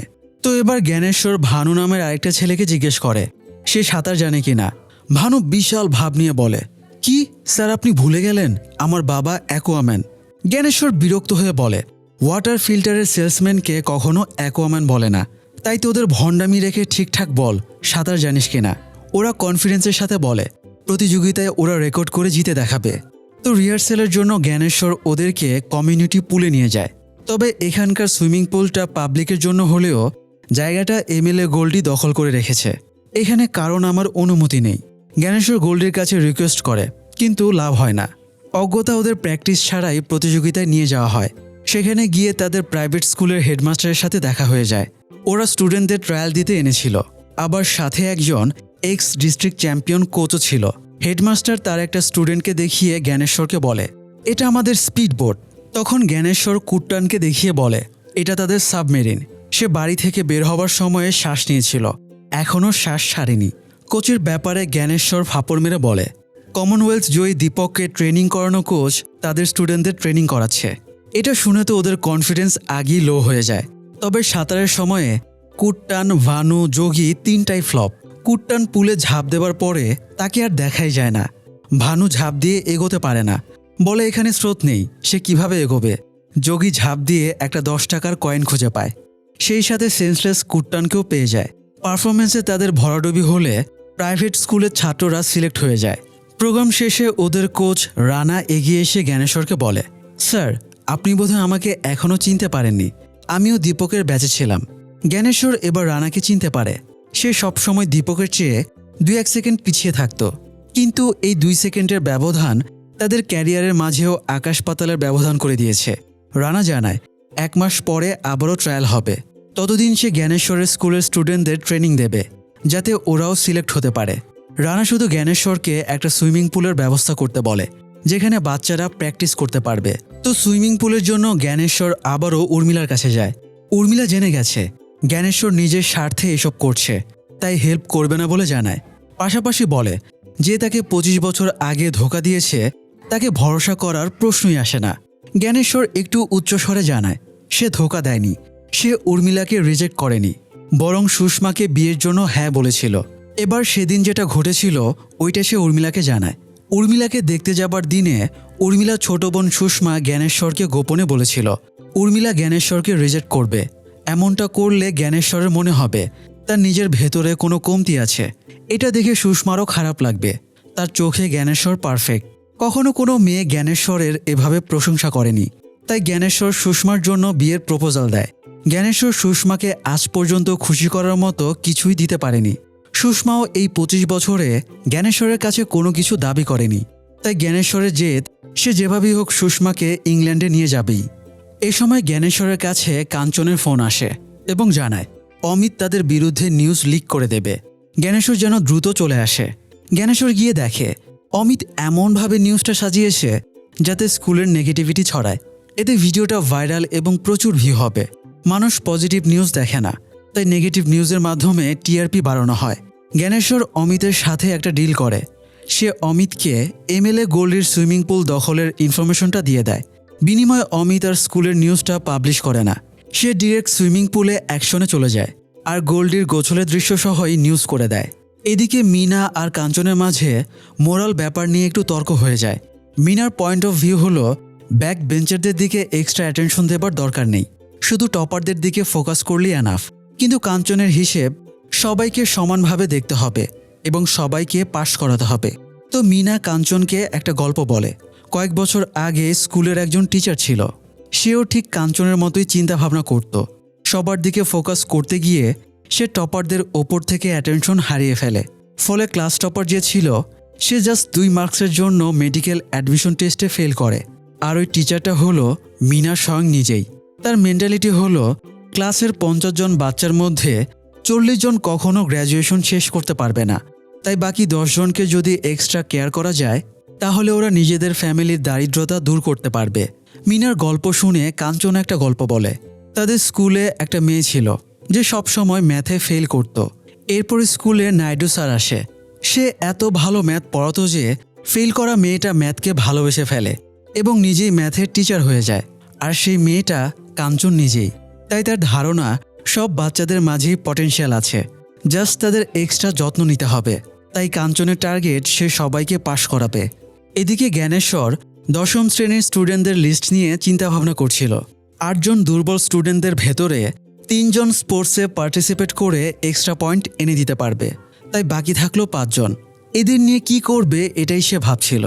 এ সময় সেখানে উর্মিলা আসে। উর্মিলা বলে সে আজও জ্ঞানেশ্বরকে ঘৃণা করে, তবে সুষমার জন্য সে হেল্প করবে। সুষমা প্রতিদিন ঘুম থেকে উঠে জ্ঞানেশ্বরের বিশ্রী মুখ দেখে সকালটা শুরু করে। তাই উর্মিলা চায় সুষমা অন্তত একটা দিন সুন্দর দৃশ্য দেখে সকালটা শুরু করুক। মানে হেল্প করতে এসেও উর্মিলা খোঁচা দিতে ছাড়ে না। তো উর্মিলা বলে তার একটা আইডিয়া আছে যেটা জ্ঞানেশ্বরকে টপার হতে হেল্প করবে। উর্মিলা দুর্বল 5টা বাচ্চার ফটো ছিঁড়ে ফেলে। জ্ঞানেশ্বর ভাবে উর্মিলা এদেরকে খুন করার ইঙ্গিত দিচ্ছে, তাই সে শুরুতেই আটকে ওঠে। তবে উর্মিলা জানায় এই দুর্বল 5 জন বাচ্চাকে পরীক্ষায় বসতে না দিয়ে ওদেরকে বাদ দিয়ে দিতে হবে, তা না হলে এই 5 জনের জন্য পুরো স্কুলের রেজাল্ট এভারেজ হয়ে যাবে।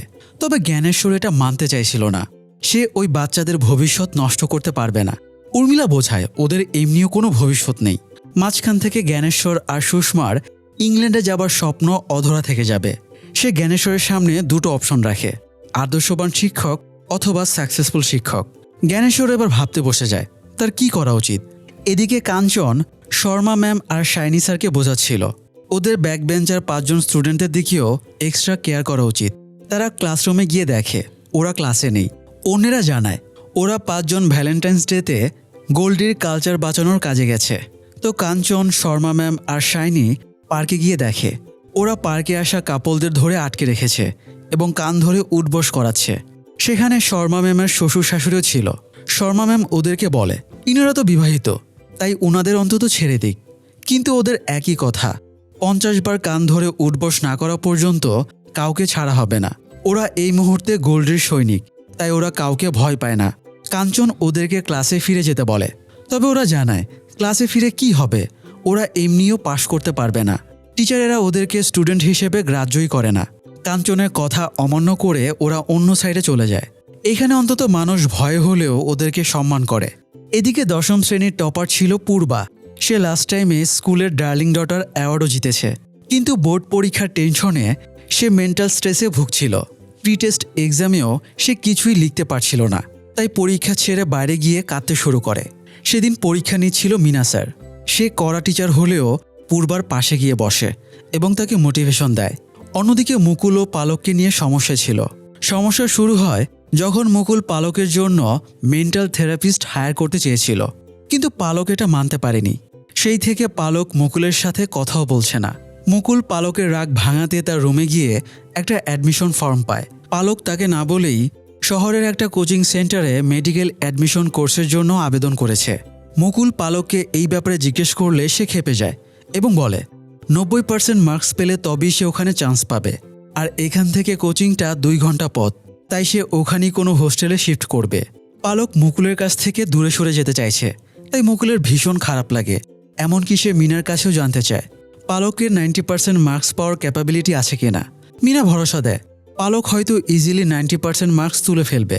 এটা শুনে মুকুল আরও আপসেট হয়ে যায়। এদিকে মঙ্গলবারে ফেইলার 5 জন স্টুডেন্ট ক্ষীরের লোভে স্কুলে আসে। কাঞ্চন আজ একটা ট্রিক্স খাটায়।